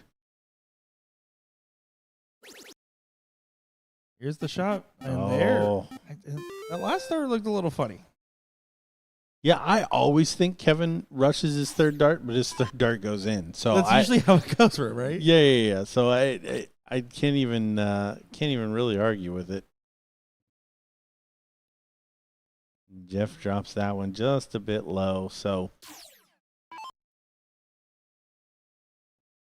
that's a complete blocker. You can see Kevin's frustration moving all along the line. Oh, what a dart! What a dart! Hack the 19 on this last and nails the double 19. Buries it in there. You see him throwing his hands up. Same kind of scenarios we saw last time. Jeff going to try to make a comeback here on the 15s. And he doesn't snag the 16s. Pretty much every hero dart that Jeff's thrown is just not connected. And that's where the difference really lies. I could not have drafted this up as a 3-0, but that's the direction it's going in right now with that 35-point lead going into the Bulls. Yeah, 3-0 with Jeff starting every leg.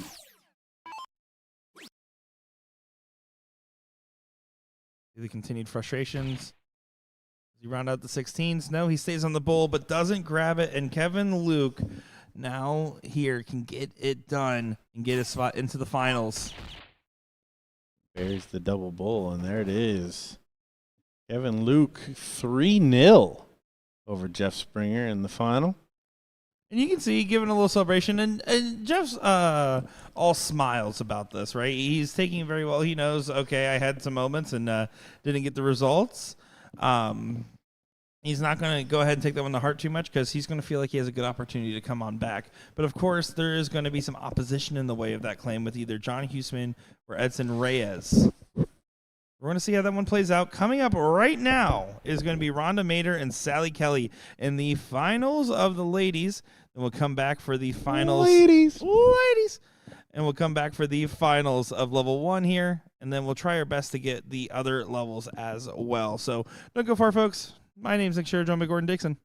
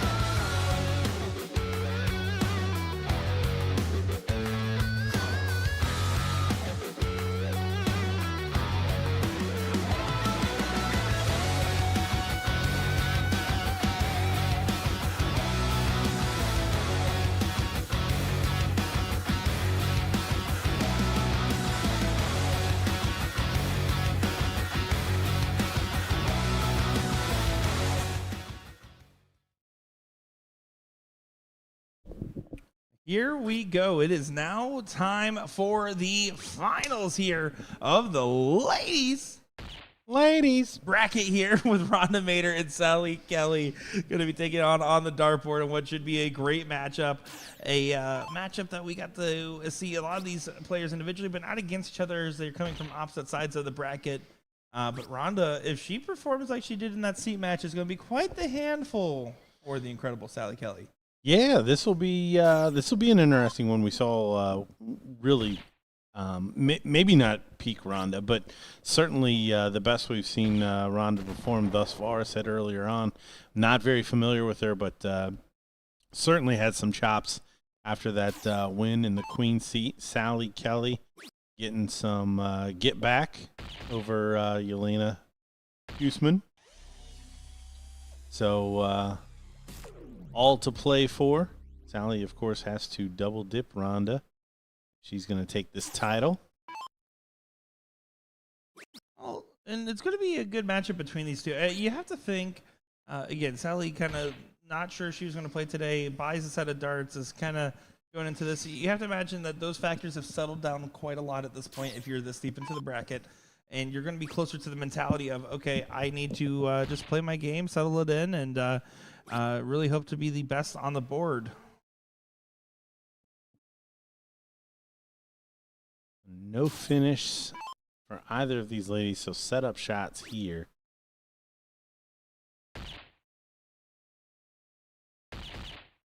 Rhonda does a great job getting down to 120. Sally going to need a couple of bulls.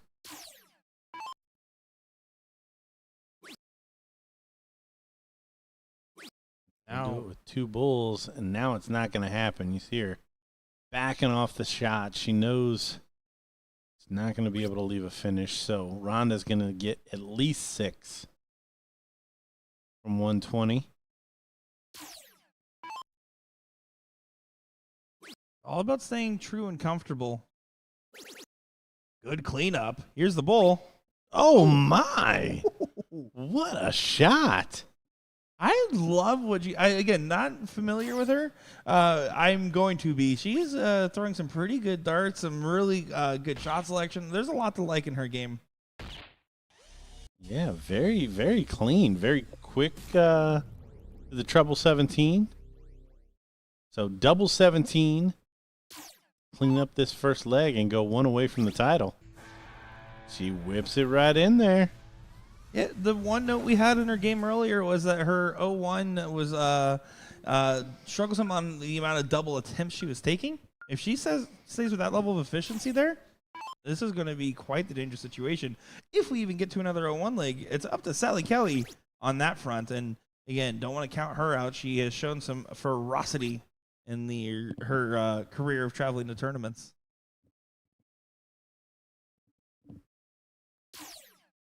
Yeah, she'll definitely want to press this to at least the third leg.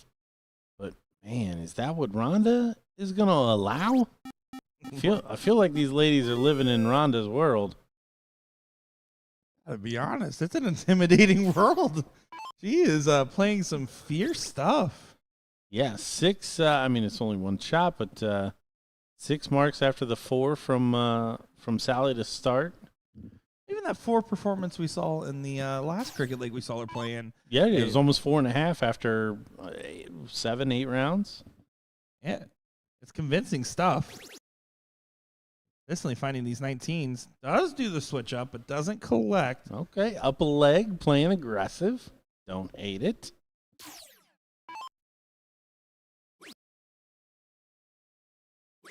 Awkward spot.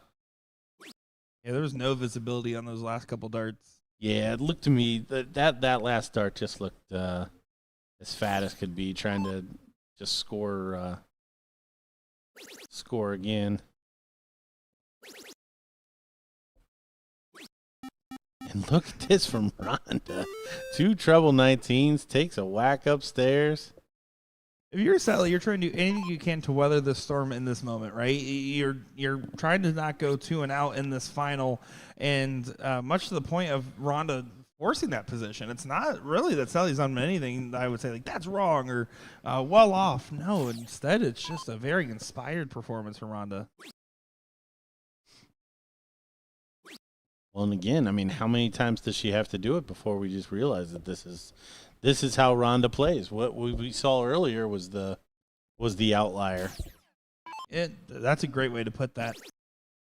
But of course, Sally's going to try to lean in on the years of experience in the competitions, traveling around. I mean, I have to imagine, and I travel quite a lot. I travel about 20 events a year.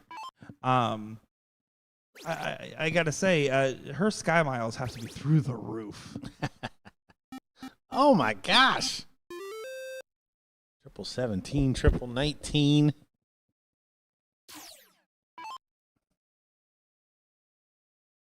Gonna stay on that 18. Doesn't find it. Now Ronda's got 2 numbers. A 49-point lead. And she's gonna take Sally's number. How dare she? She does it with such efficiency, just the classic 1, 2, 3. First star kind of goes wide, and she stays right over there. I love not chasing the triple in a position because being calculated right now can lock in this win.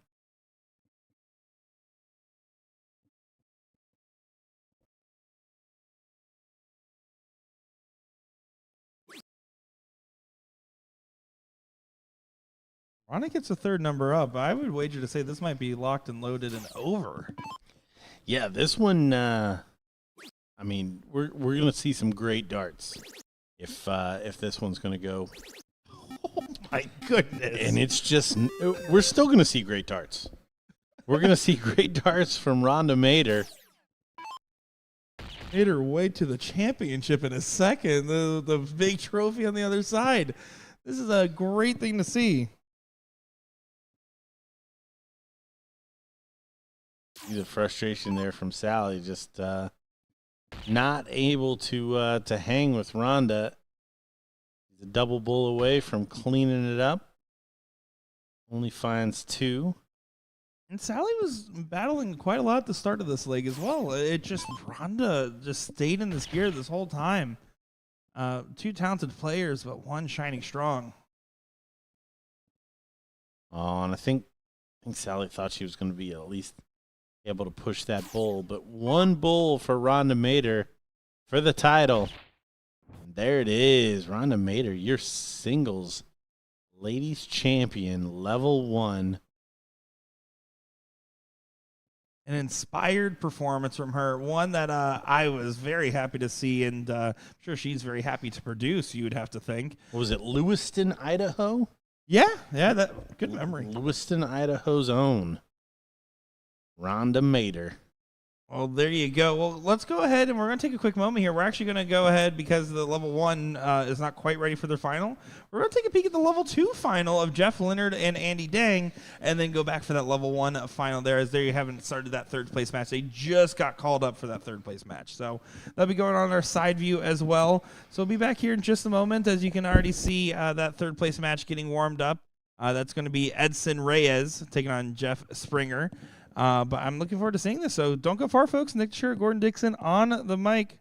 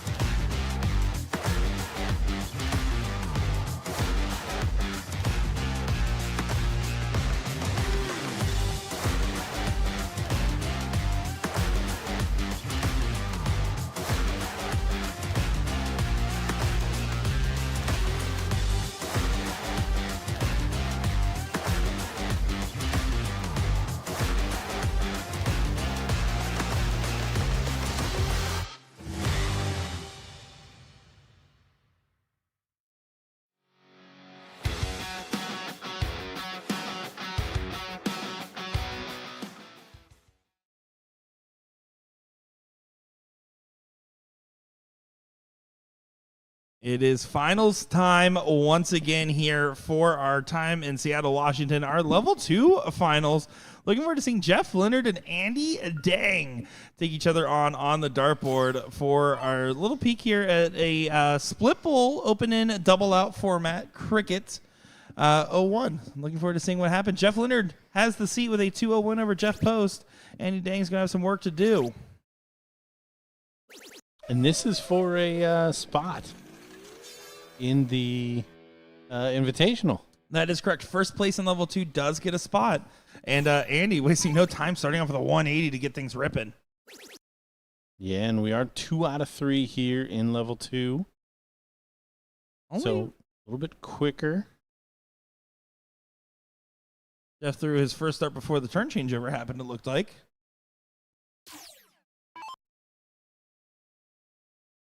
You can see Andy explaining things over there. A gentleman I'm very familiar with. Go way back. Met him at a dart tournament in Las Vegas all the way back in 2018. And have been friends ever since. One of those guys that identifies as like an ambassador of the sport, someone that helps get leagues going, helps train up players on how to get involved, and actively supports the different efforts going around. And love to see it. A little visitor from Canada over from that Vancouver area.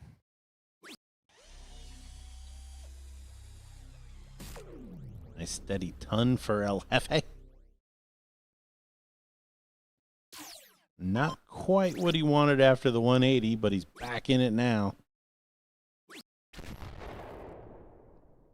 And doesn't get quite to a finish, but would require a big fill up here from Jeff to go ahead and make up that difference. You can see he's starting that dart as soon as that board changes over. But this is the shot he needs. No, doesn't get it on the last, but does at least make up the ground.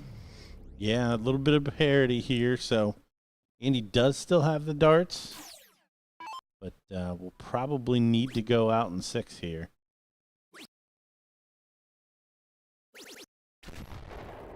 Nice steady ton, leaves him a 2-darter.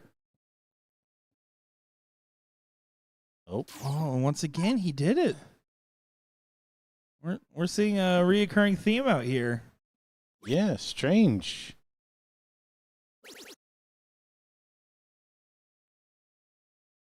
But he hits the button. That's a debatably much needed 60 points in this position. If 97 doesn't go, 64 and 124, very different checkouts.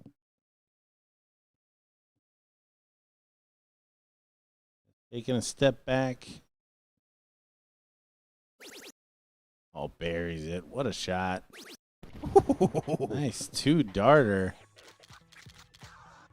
And there's a 1-0 lead for Andy, who lost in the second round to Jeff Post, who finished 3rd in this bracket here after getting a bye. He also then went on the loser's side of the bracket to win out against Skip Perkins, Jared Heskind, and then got revenge on Jeff Post in a 2-0 win. As that's going to be a 9 mark to get things going here for Jeff Leonard. All thrown after the board changed. He's starting to learn. Let's call that a W. You know, and it's important to note, like when we go to different places where we don't typically are, maybe people are used to different kinds of dartboards, different types of darts in general, if they are steel-based players as well. There's certain little idiosyncrasies that can make big differences.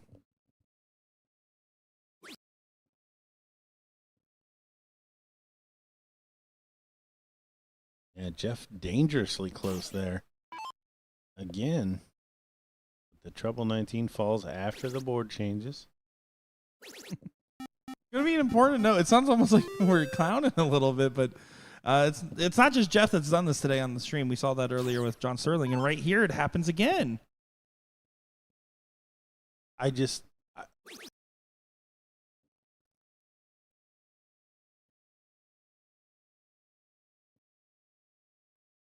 Yeah, the first time, I get it. I just like you're in the finals. Like this isn't the first. Yeah, it's not. You've been playing all day. Yeah, that's the part that I find strange. Or he's been handicapping himself this whole tournament and doing this run. Oh yeah, that's true too. That's the complete baller version of the timeline. He's like, I only need 2. There you can see a little bit more patient on the Aki. Well, and that's the thing. Like, you don't necessarily have to throw any slower. You just approach the board. Because I'm not gonna lie, that's something that I struggle with soft tip as well. But it's because I'm standing there waiting for the board to flip over, not because I'm standing there throwing the darts and they're not counting. Well, and that's why I'm a big believer of like not paying too much attention to what my opponent's doing. Is that's another dart in that case. Wow, that's incredible. That's 4 darts now just in this matchup. But that's why I'm a big believer of like having my back turned to the dartboard there, and I hear the changeover noise, and that's when I turn around half the time.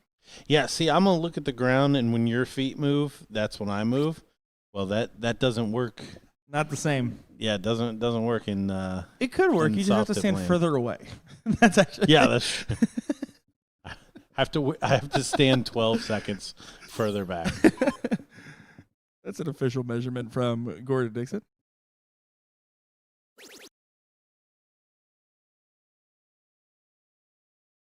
Stinger does go ahead and get that win, so he will be meeting for a rematch with Kevin Luke in the finals after this match concludes. You want to shout out in level 3, as this is a big shot coming in from Andy. Does find a big 9. But Jerry Clemmer does go ahead and secure the seat for the level 3, so congratulations over there. Currently waiting on the who will return, which will either be John Gooden, Henry Perkins, Lindsey Van Cleek. Then level 4, currently in the seat match, Jim Roberts taking on Austin Serrano.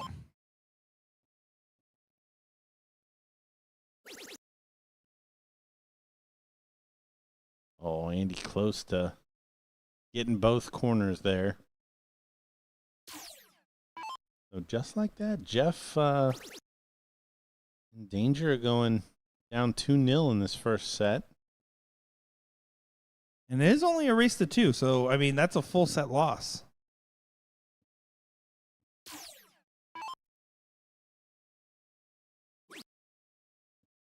Needs to focus on the cleanup. Don't get too greedy for that triple in this position. Does still stay on it, but does go ahead and convert quite well. Yeah, I like the board management there on the third, though. That was definitely a safe dart. Another dart thrown. That's 5 now. You see, like, even Andy's back there shaking his head. And it'll flip over because he scored the miss.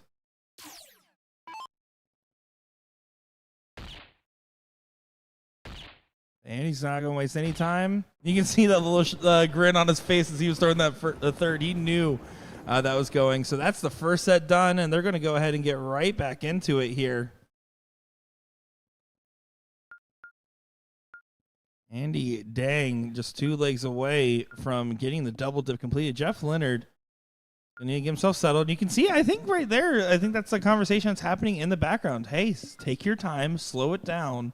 You're hitting just fine. Because if his darts were going, I think I'm not saying that those specific darts missed would have made the difference, but I think the mentality of not having to think about that anymore might have made the difference.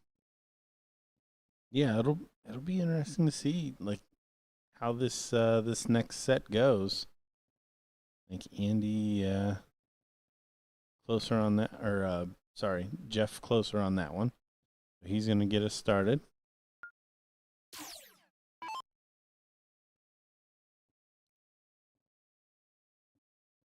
He will not have to wait for the board to change over. That's the real this reason to first win. shot. The diddle, right? Is that the motivator? You get full control of the no player change?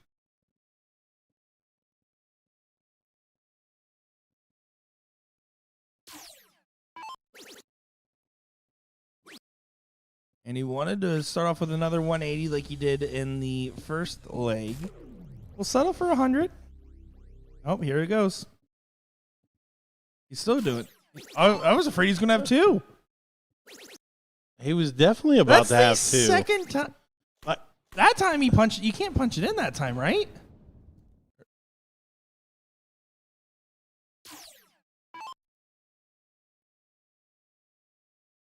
Pretty sure you're not supposed to punch it in if it's thrown in between. No. Yeah, Andy needs to take a step back here and go get an official. Well, you can see gentleman in the background aptly pointing out, pause that timer. Let's go ahead and reset. We're going to get a ruling. From my understanding, and I am not the a tournament official per se, but it has to be when the dart is actually, when it's your turn. If anything is thrown after, it's just like if your dart was scored and seal, once the moment it's scored and it falls out of the board, it doesn't matter if it was already written down and scored. Same thing, anything that happens before that player change is not during your turn.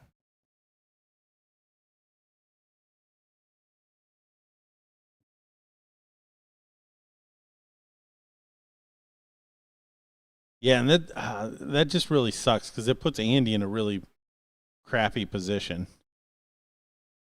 Yeah, and you can tell Andy's not the one that wants to be a hard line on that rule. But admittedly, this is a very avoidable thing.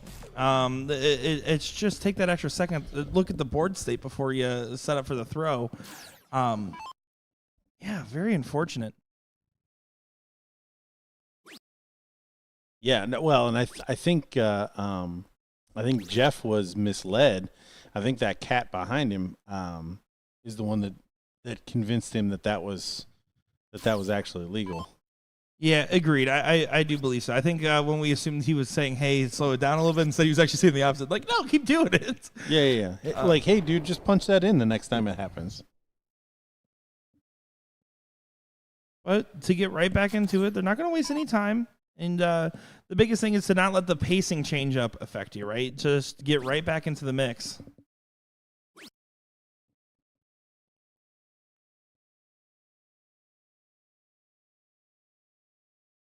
Jeff's in a good spot. Again, taking that extra moment. Hitting quite well. Going to tee this up.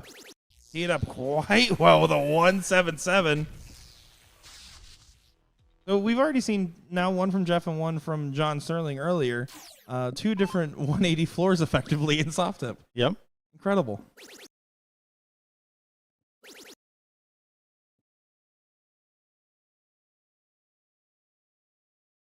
Oh, double 10. Oh my gosh.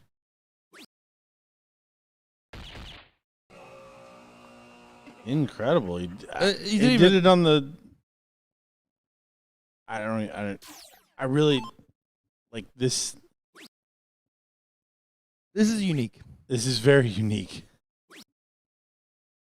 Andy's not. I think it's starting to affect Andy a little bit. Like, I don't know if he's starting to think about it a little bit too much, or if it's the adrenaline dump from earlier. Even there, that dart didn't make it to the board at the right time.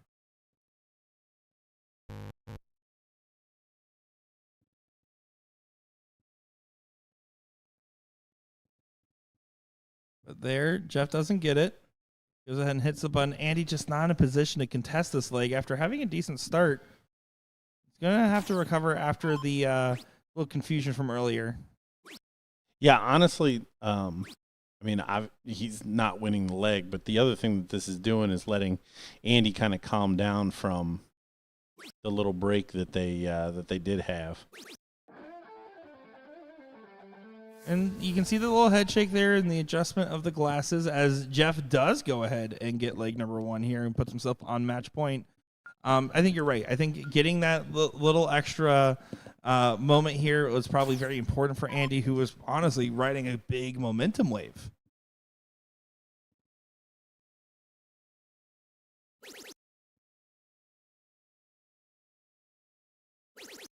Starts off with a 6. Going to be fine with that. Yeah, going to want to definitely push this one. I see Jeff not even addressing the board this time. And it really hasn't been that Jeff has played poorly or like this was some type of a stall. Like, it's just very strange. Like, it doesn't seem like it's a tactic. No, I'm definitely not getting any reason to feel like it's intentional at all. Like, but you also write in your other observation, like, this is deep in the bracket for this to be happening this consistently. And there we see finally pays attention and pulls back down after about to throw before. perhaps the rest of the day they were just allowing him to punch in. Like that's the only thing that makes sense. But he wasn't punching in his own darts until that one conversation there either. If this was the first match of the day, that's one thing. But this being the final, maybe because it's the final, he's trying to like get more into a rhythm. Like right there, that's another one. And it's not even in too inviting of a position. He still makes it work. That's like his third 9 mark that hasn't counted properly. Not to the board's fault. Yeah. Interesting. Cleanup here for Andy. Needs to grab 2 16s. Oh. Do not like that board management, but sneaks in the double. So we're working up to a deciding leg here that yeah, we'll see how this all plays out. Nice 4 bull. I just gotta say, I could not have predicted what's been happening in this final, and I'm glad that we get to have such a unique experience here. As Andy's just gonna go ahead and put him in a safer position, making sure to have a clean shot at the Here bulls. It comes. Yep. There's a double bull that doesn't count.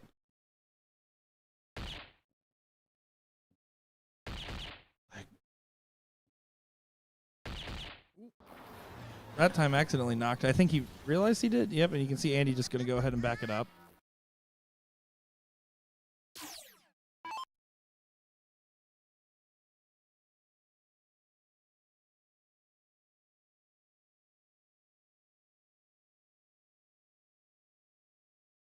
And he's just trying to reset. 4 numbers should just stay straight on the bull unless it's severely blocked.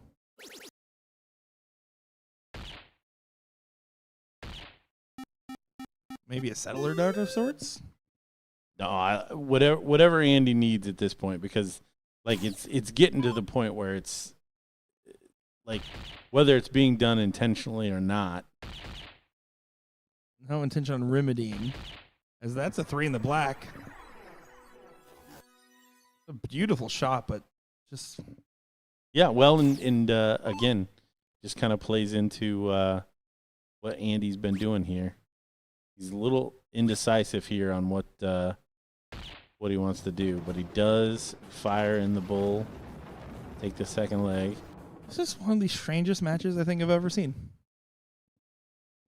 Yeah, no, I mean, yeah, I saw somebody like at a very big soft tip tournament touch their darts when they thought they had the winning throw and ended their turn. And I was like, man, that's really crazy. I've probably never see anything like that again. And then here, and then here like on the 76th time of throwing the dart too early. Andy does go ahead and get that diddle. It'd be very important here. And that's probably the biggest part about this whole thing is Andy gets an opportunity to settle himself, get the start here, and know that this is the leg that decides it all. The title on the line.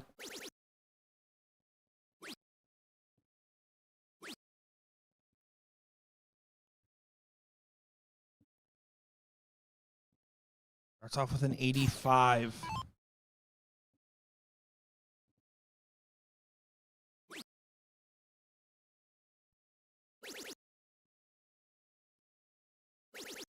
Low ground gained early. Yep, finds a couple trebles. But Andy, the way he was hitting the trebles in that last cricket leg, feel confident. This is the pressure leg. This is the moment, right, in the matchup where it starts to really sit on your mind. You know where you're at. You know you've almost completed the double dip, and you've almost completed the double dip under very strange circumstances. Jeff, when his darts are when he's going to the line at the right time, is collecting quite well. Yeah, no, steady 140, 100. Now Andy has lost the darts. He's going to need at least 2 trebles. 2 big trebles. Does find him. Great correction. This is admittedly also a very great standard for this level 2 matchup, too. These guys are definitely bringing some A performance.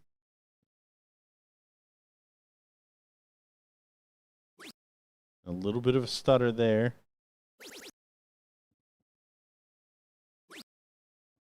Wow, and there's the opening. That's huge. Yeah, that staves it. So 6 darts for Dang.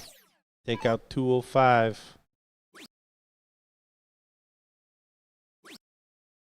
Gotta clean this up more. Oh, my. Barely gets to a finish. That is not what he drafted up. Completely hands the opportunity back over, you feel. And Jeff finally waiting his turn. Oh, and he's going to find a couple of 555s. Gets it to the 130 combo, the little fish, but now 164. He keeps putting that same spot on the 1. That first dart's getting dragged consistently. Andy has gone ice cold at the wrong time.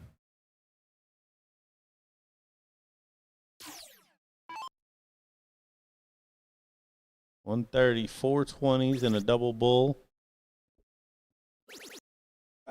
Doesn't even give himself an opportunity going that route unless he hit 2 trips. This is insanity. Now 142 has an opportunity, but Andy has to settle himself. The pressure is mounting. Finds the first dart. Stays there, and I like to stay, but just doesn't click. Yeah, no, that's. I think that's the right shot in that scenario. Gets to a double 16. Jeff needs to wait. Oh, And now he's got double 12, and I gotta think this is going in. oh my goodness! It doesn't. I can't doesn't. believe what's happening. Andy can't believe it. He thought it was over.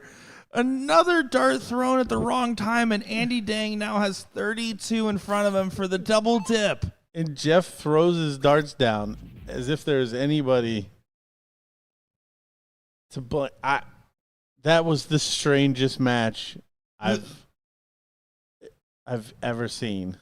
Bar none, the strangest match. That there's so much more questions than answers. But you know what? I don't want it to take away from is the fact that you can see right there that they're still having a pleasant conversation, and that Andy completed a great run, and admittedly a very tough opponent. Good on him, and congratulations on the win and the invite. Yeah, all of that. I'm gonna need a second now. Yeah, there's a lot to process. So let's go ahead and give a quick second before Kevin, Luke, and Jeff Springer come up for the Level 1 Finals. So don't go far, folks. We'll be back in just a second. Nick Teixeira joined by Gordon Dixon. The Flabbergasted Duo will be back.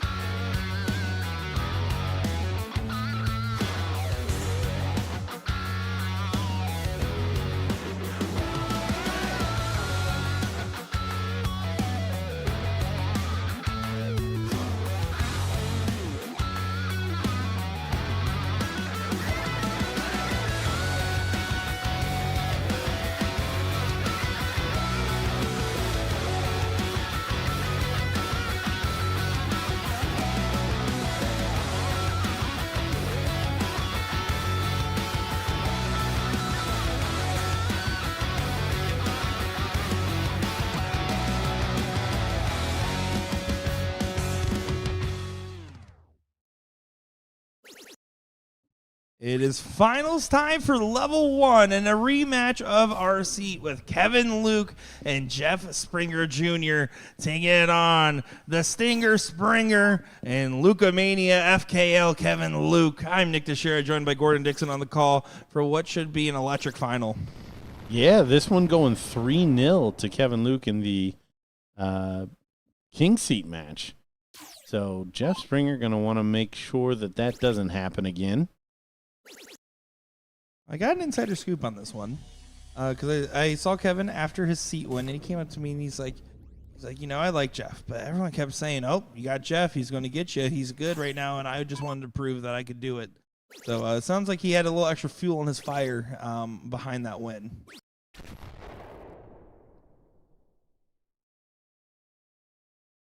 Well, he certainly did. He turned him over 3 times straight, by the way. Jeff started all 3 of the legs.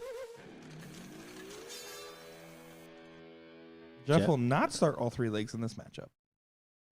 No, and Jeff just missed the last start there. Could have been on a 9er, and he may have needed it. After 9, Kevin Luke's sitting on 72. Good position. Trying to go ahead and take it. Double top. Efficient as ever. Kevin Luke has won 4 straight legs against Jeff Springer Jr. Now, if it's the 5th straight leg is when I start asking questions. Because you expect Jeff to want to have a little bit of a different performance here in this matchup. And I don't expect this to go another 3-0. I expect this to probably go the full distance in the first set. Or that last leg could be a coin toss. But prove me wrong, gentlemen. Or don't. Well, and does this set the tone for the weekend too? Remember, we're just on Friday, so who are these guys playing with? Who you think you are? I am. Is this gonna be in the back of Jeff's mind if he loses 6 straight? If I lost 6 straight to Kevin Luke, I'd be like, that makes sense. If Jeff loses 6 straight to Kevin Luke, he'll say, no, that should be closer to 50-50. Well, yeah, I think it should come down to corks. Yeah. If I'm completely honest, I would prefer that. But yeah, Jeff pressing a little bit here. These are the kind of spots that Kevin steps in. He's gonna do it again. Yeah, finds the 7, regains the point lead. It's 2 houses versus 2 houses. Jeff needs to be calculated in his approach. I will say when Kevin did talk to me about how he was motivated against Jeff, Jeff also kind of walks by in the distance. And I yelled across the dart hall, Jeff, he is talking smack about you right now. And then Jeff just looks at me and says, 35 seconds. And if you guys don't get that joke, you will in a couple videos. That's funny. So I think he's already feels like a winner. That probably helps the cause. Oh, it's marking up those open beds. Would have liked to seen that down at the 19 to at least get 2. You see a shake of the head from Jeff. He's definitely pressing here. Now this is a wide opening, right? You expect both numbers to get closed for Jeff. And Kevin can probably even pound on more points if he hits well. Good shot. That's a great shot.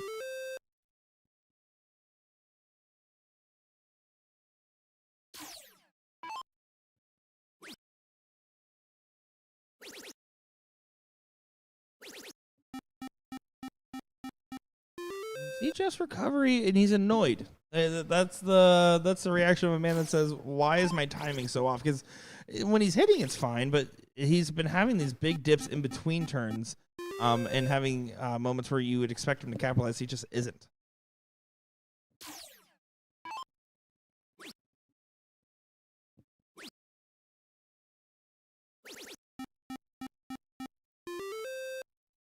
Jim Henry reminds us that these two played together the last time here.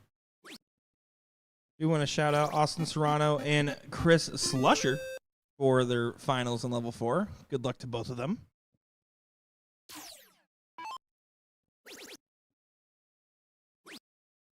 Tough last name, Slusher. Chris, the cousin of my college roommate, Craig Slusher. You knew a Slusher, Oh, yeah. and they did not work at 7-Eleven? No. I figured that's who works on Slurpee machines. A Slusher would be the official title. A Slusher.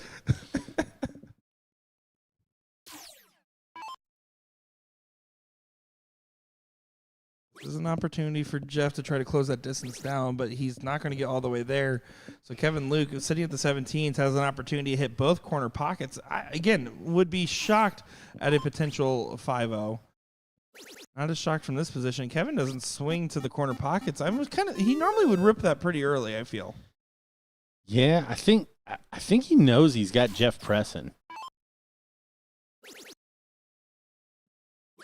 And in this spot, Jeff's got to continue to hit those trebles. And if any time Kevin can put in a first start triple, he can get a swing. There you see it. So he's tagged up both of the corner pockets. Jeff now in a battle of attrition. There's two ways that this could go. You're right. He could continue to force him to keep pressing, or vice versa, give him time to figure it out and get back into position. But Kevin needs a 4 mark. Wow.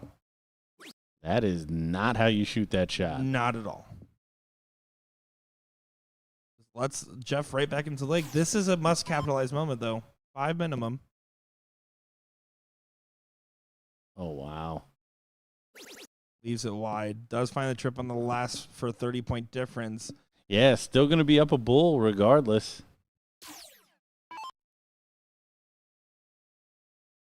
Kevin Luke almost Leonard there. Jeff Leonard, not Leonard Gates. Don't Leonard's like, what did I do? Just getting tagged in the comments somewhere. That's a 2-0 lead for Kevin. And you can see Springer kind of having a laugh about it, but well, it's either that or cry a little bit. Yeah, I guess so. And there again, another troublous start. Yeah, like I said, I just having watched Jeff play as much as I have, he's pressing. Like, he does not want this to go 3-0, 3-0. Nor would I mean, I don't know what the odds would have been, but it would have been big. But a good shot there. Look at him. Hey, I did something. With some back-to-back 9 marks. Maybe he really did just care about the speed cricket. Maybe that really is the answer. Maybe that's where his head was at. He came out here this week. He's like, job done. What's even better was he was supposed to be doing Golden Bowl, and then last second I was like, "Do you want to do a speed cricket?" Because Christian Broussard didn't get the. I saw you were eyeing a score a little bit there, and he was like, "Yeah, I want to do that one." That's awesome.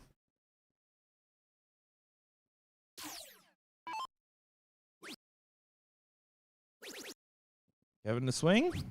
Kevin does not find the trip 18. Again, this is a battling type position where Jeff needs to get into that flow, needs to get into that rhythm.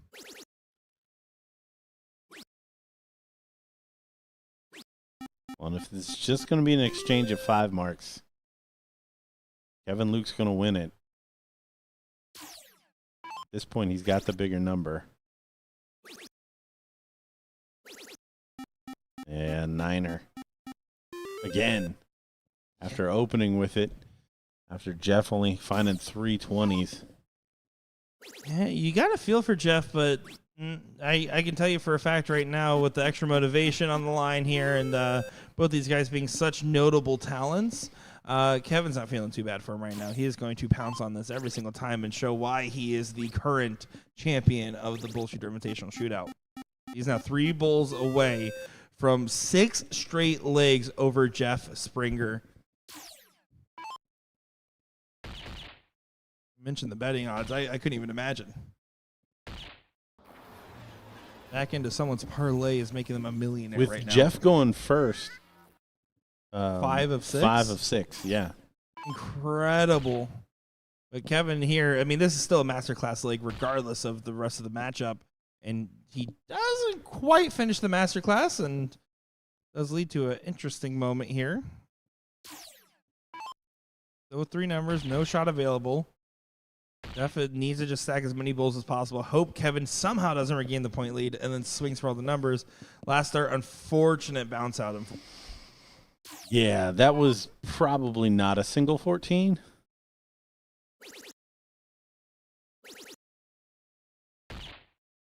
Game shot and the match. Kevin Luke with a clinical performance there against a shakier than expected Jeff Springer. I don't even know. Do you say that? I mean, the guy's still.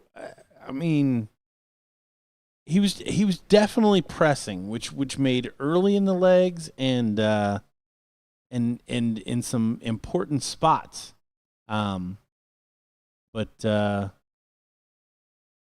Yeah, hats off, Kevin Luke, the BullShooter Invitational champion. Just showed why he's the man to beat. And doing a little celebration there with it. But we have one match left for our coverage. Level 3 finals. It's going to be Jerry Klimmer taking on John Gooden in this last matchup. Again, level 4 currently playing right now. Chris Slusher, cousins of Gordon's roommate, up 1-0 against Austin Serrano. We'll be back in just a moment, folks, with more coverage here for our final match of our Friday night coverage here in Seattle, Washington.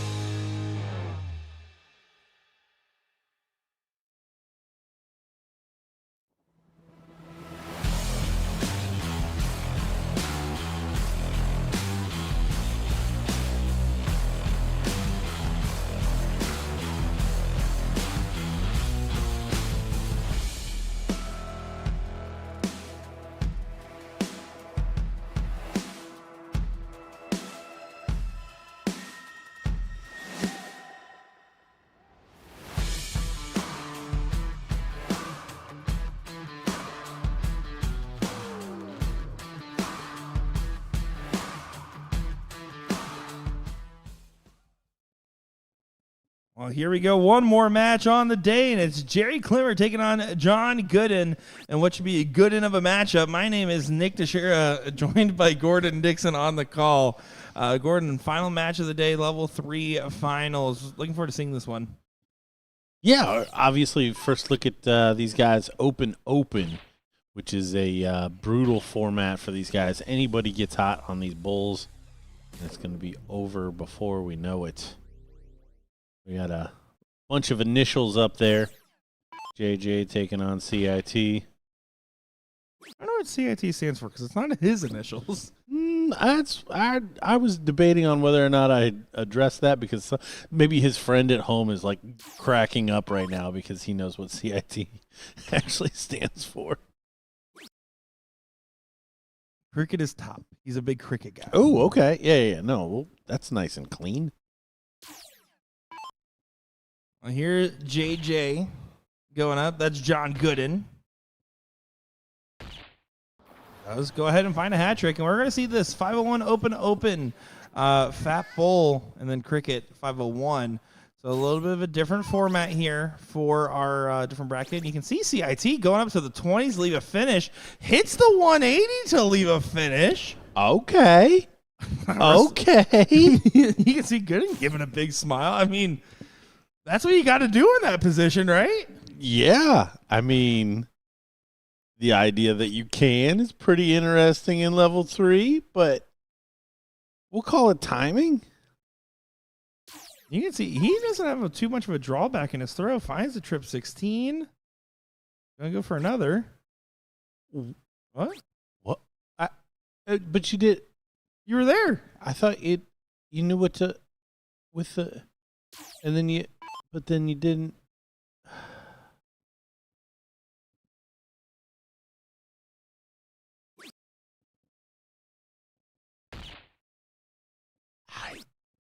You know, this might be the shortest stream that we've had. In a hot minute, yeah. But, man. There's so many memorable moments. Oh, my gosh. But Cowboy in Training does go ahead and get leg number 1. He is up 1-0. I mean, 146 goes trip 16, leaves 98. In a fat bull out format, too. In a fat bull out. And then swings to the trip 15? Yeah.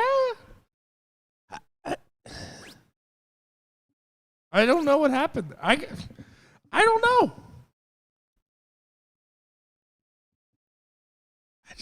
We're breaking your brain here, aren't we? I always feel bad because I'm like, well, not everybody knows their outs, and certainly in level 3, you got to give grace on where they're out in their darting journey. But sometimes it's got to make sense. Maybe it was a very nervy bull. Maybe. Who's got the chair here? Jerry. Okay, the guy that hit the 180. Yeah, okay. Welcome to Pacific Northwest Dart, says Jim Henry. Well, here's a great opportunity for Jerry to go ahead and cement control in this leg. Single 20 needed and some points. Grabs the points, grabs the single 20, moves along, grabs the 19, and this is a class performance right here. Did these guys, they did not play. So Lindsay must have gotten beat by John. They did meet earlier on the top 4 side. Oh, okay. Fair enough.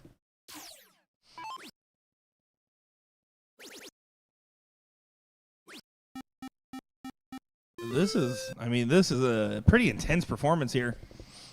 This goes against all of our rules for final matches of the stream. They always go to a second set. Wait, yeah, hold on a second. I didn't even think about that. So I don't know what's going on here.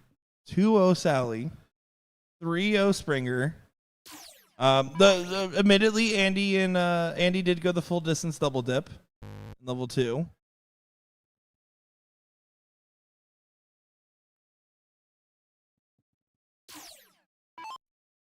JJ with an opportunity.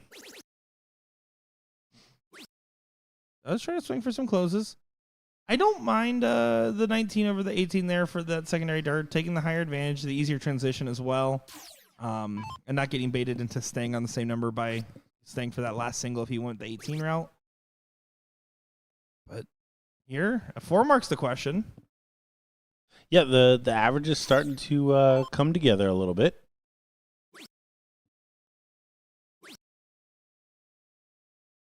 That's an all or nothing dart. You went outside on that double, and you have to convert on that dart because that was the gamble paid off. Now Jerry just goes ahead and secures his point lead.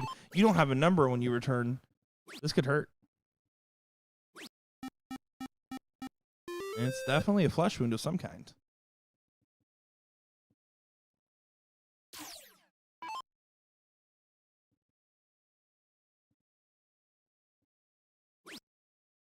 And that might be the match right there with an opening like that, just the way CIT's playing.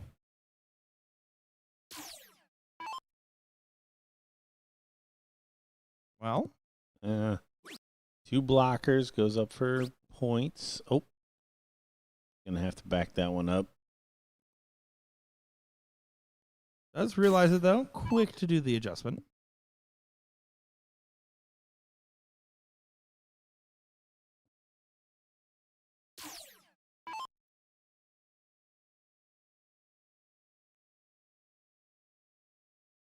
JJ not going to take full advantage. So Jerry Clemmer decides to stay on the 18s, goes over the 15s, doesn't find anything there. Yeah, I almost wonder if he threw that first start for comfort and then gave up on the comfort and then didn't find on the rest. Well, maybe he didn't realize, because I mean, sometimes you look at the scores in a tight game, and now it's 386 to 267, and in your brain you're like, oh, I'm only up by 20 points. Oh, you're not putting the connection there. I've definitely seen that, and I kind of understand that.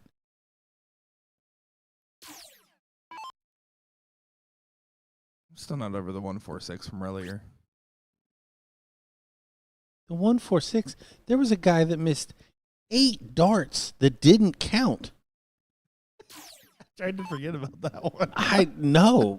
I'm going to talk about that probably tomorrow, too. Probably for the next couple bits here. Incredible. There you can see Jerry frustratedly does finish that close on the 16s, but both of the players are kind of missing it. Sometimes when I'm struggling to close a number like that and my opponent's not hitting it particularly well either, I'm kind of one of the people that will just say, you can have it, and then go to the 15s and bulls. There you can see a good shot there from JJ, but just 3 collected bulls, and you'll have advantage going in, or 3 collected 15s going into the bulls. I'm taking 1. Yeah, I don't mind this, though. I mean, this gives him the cushion. I probably would have left after the treble went in on the first dart, but yeah, just, again, you don't want to lose a match like this where you've played really well. You don't want to let it turn on one turn, so I get that shot. Yeah, it's good positioning, right? It's putting yourself out of 9 mark reach, making your opponent feel all the pressure, all the onus of doing the hard work, putting it a little tighter than it needs to be. And this is a pretty class performance from Jerry Clemmer, who is looking likely to go ahead and get this 2-0 win.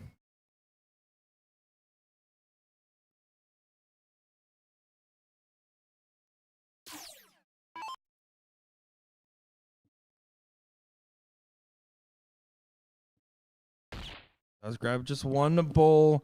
JJ is going to need to find all 6 here, hope for a miss, and then try to have an outside opportunity. This might be out of runway here, as we'll see Jerry Clemmer just need 2 bulls in hand and no thinking left.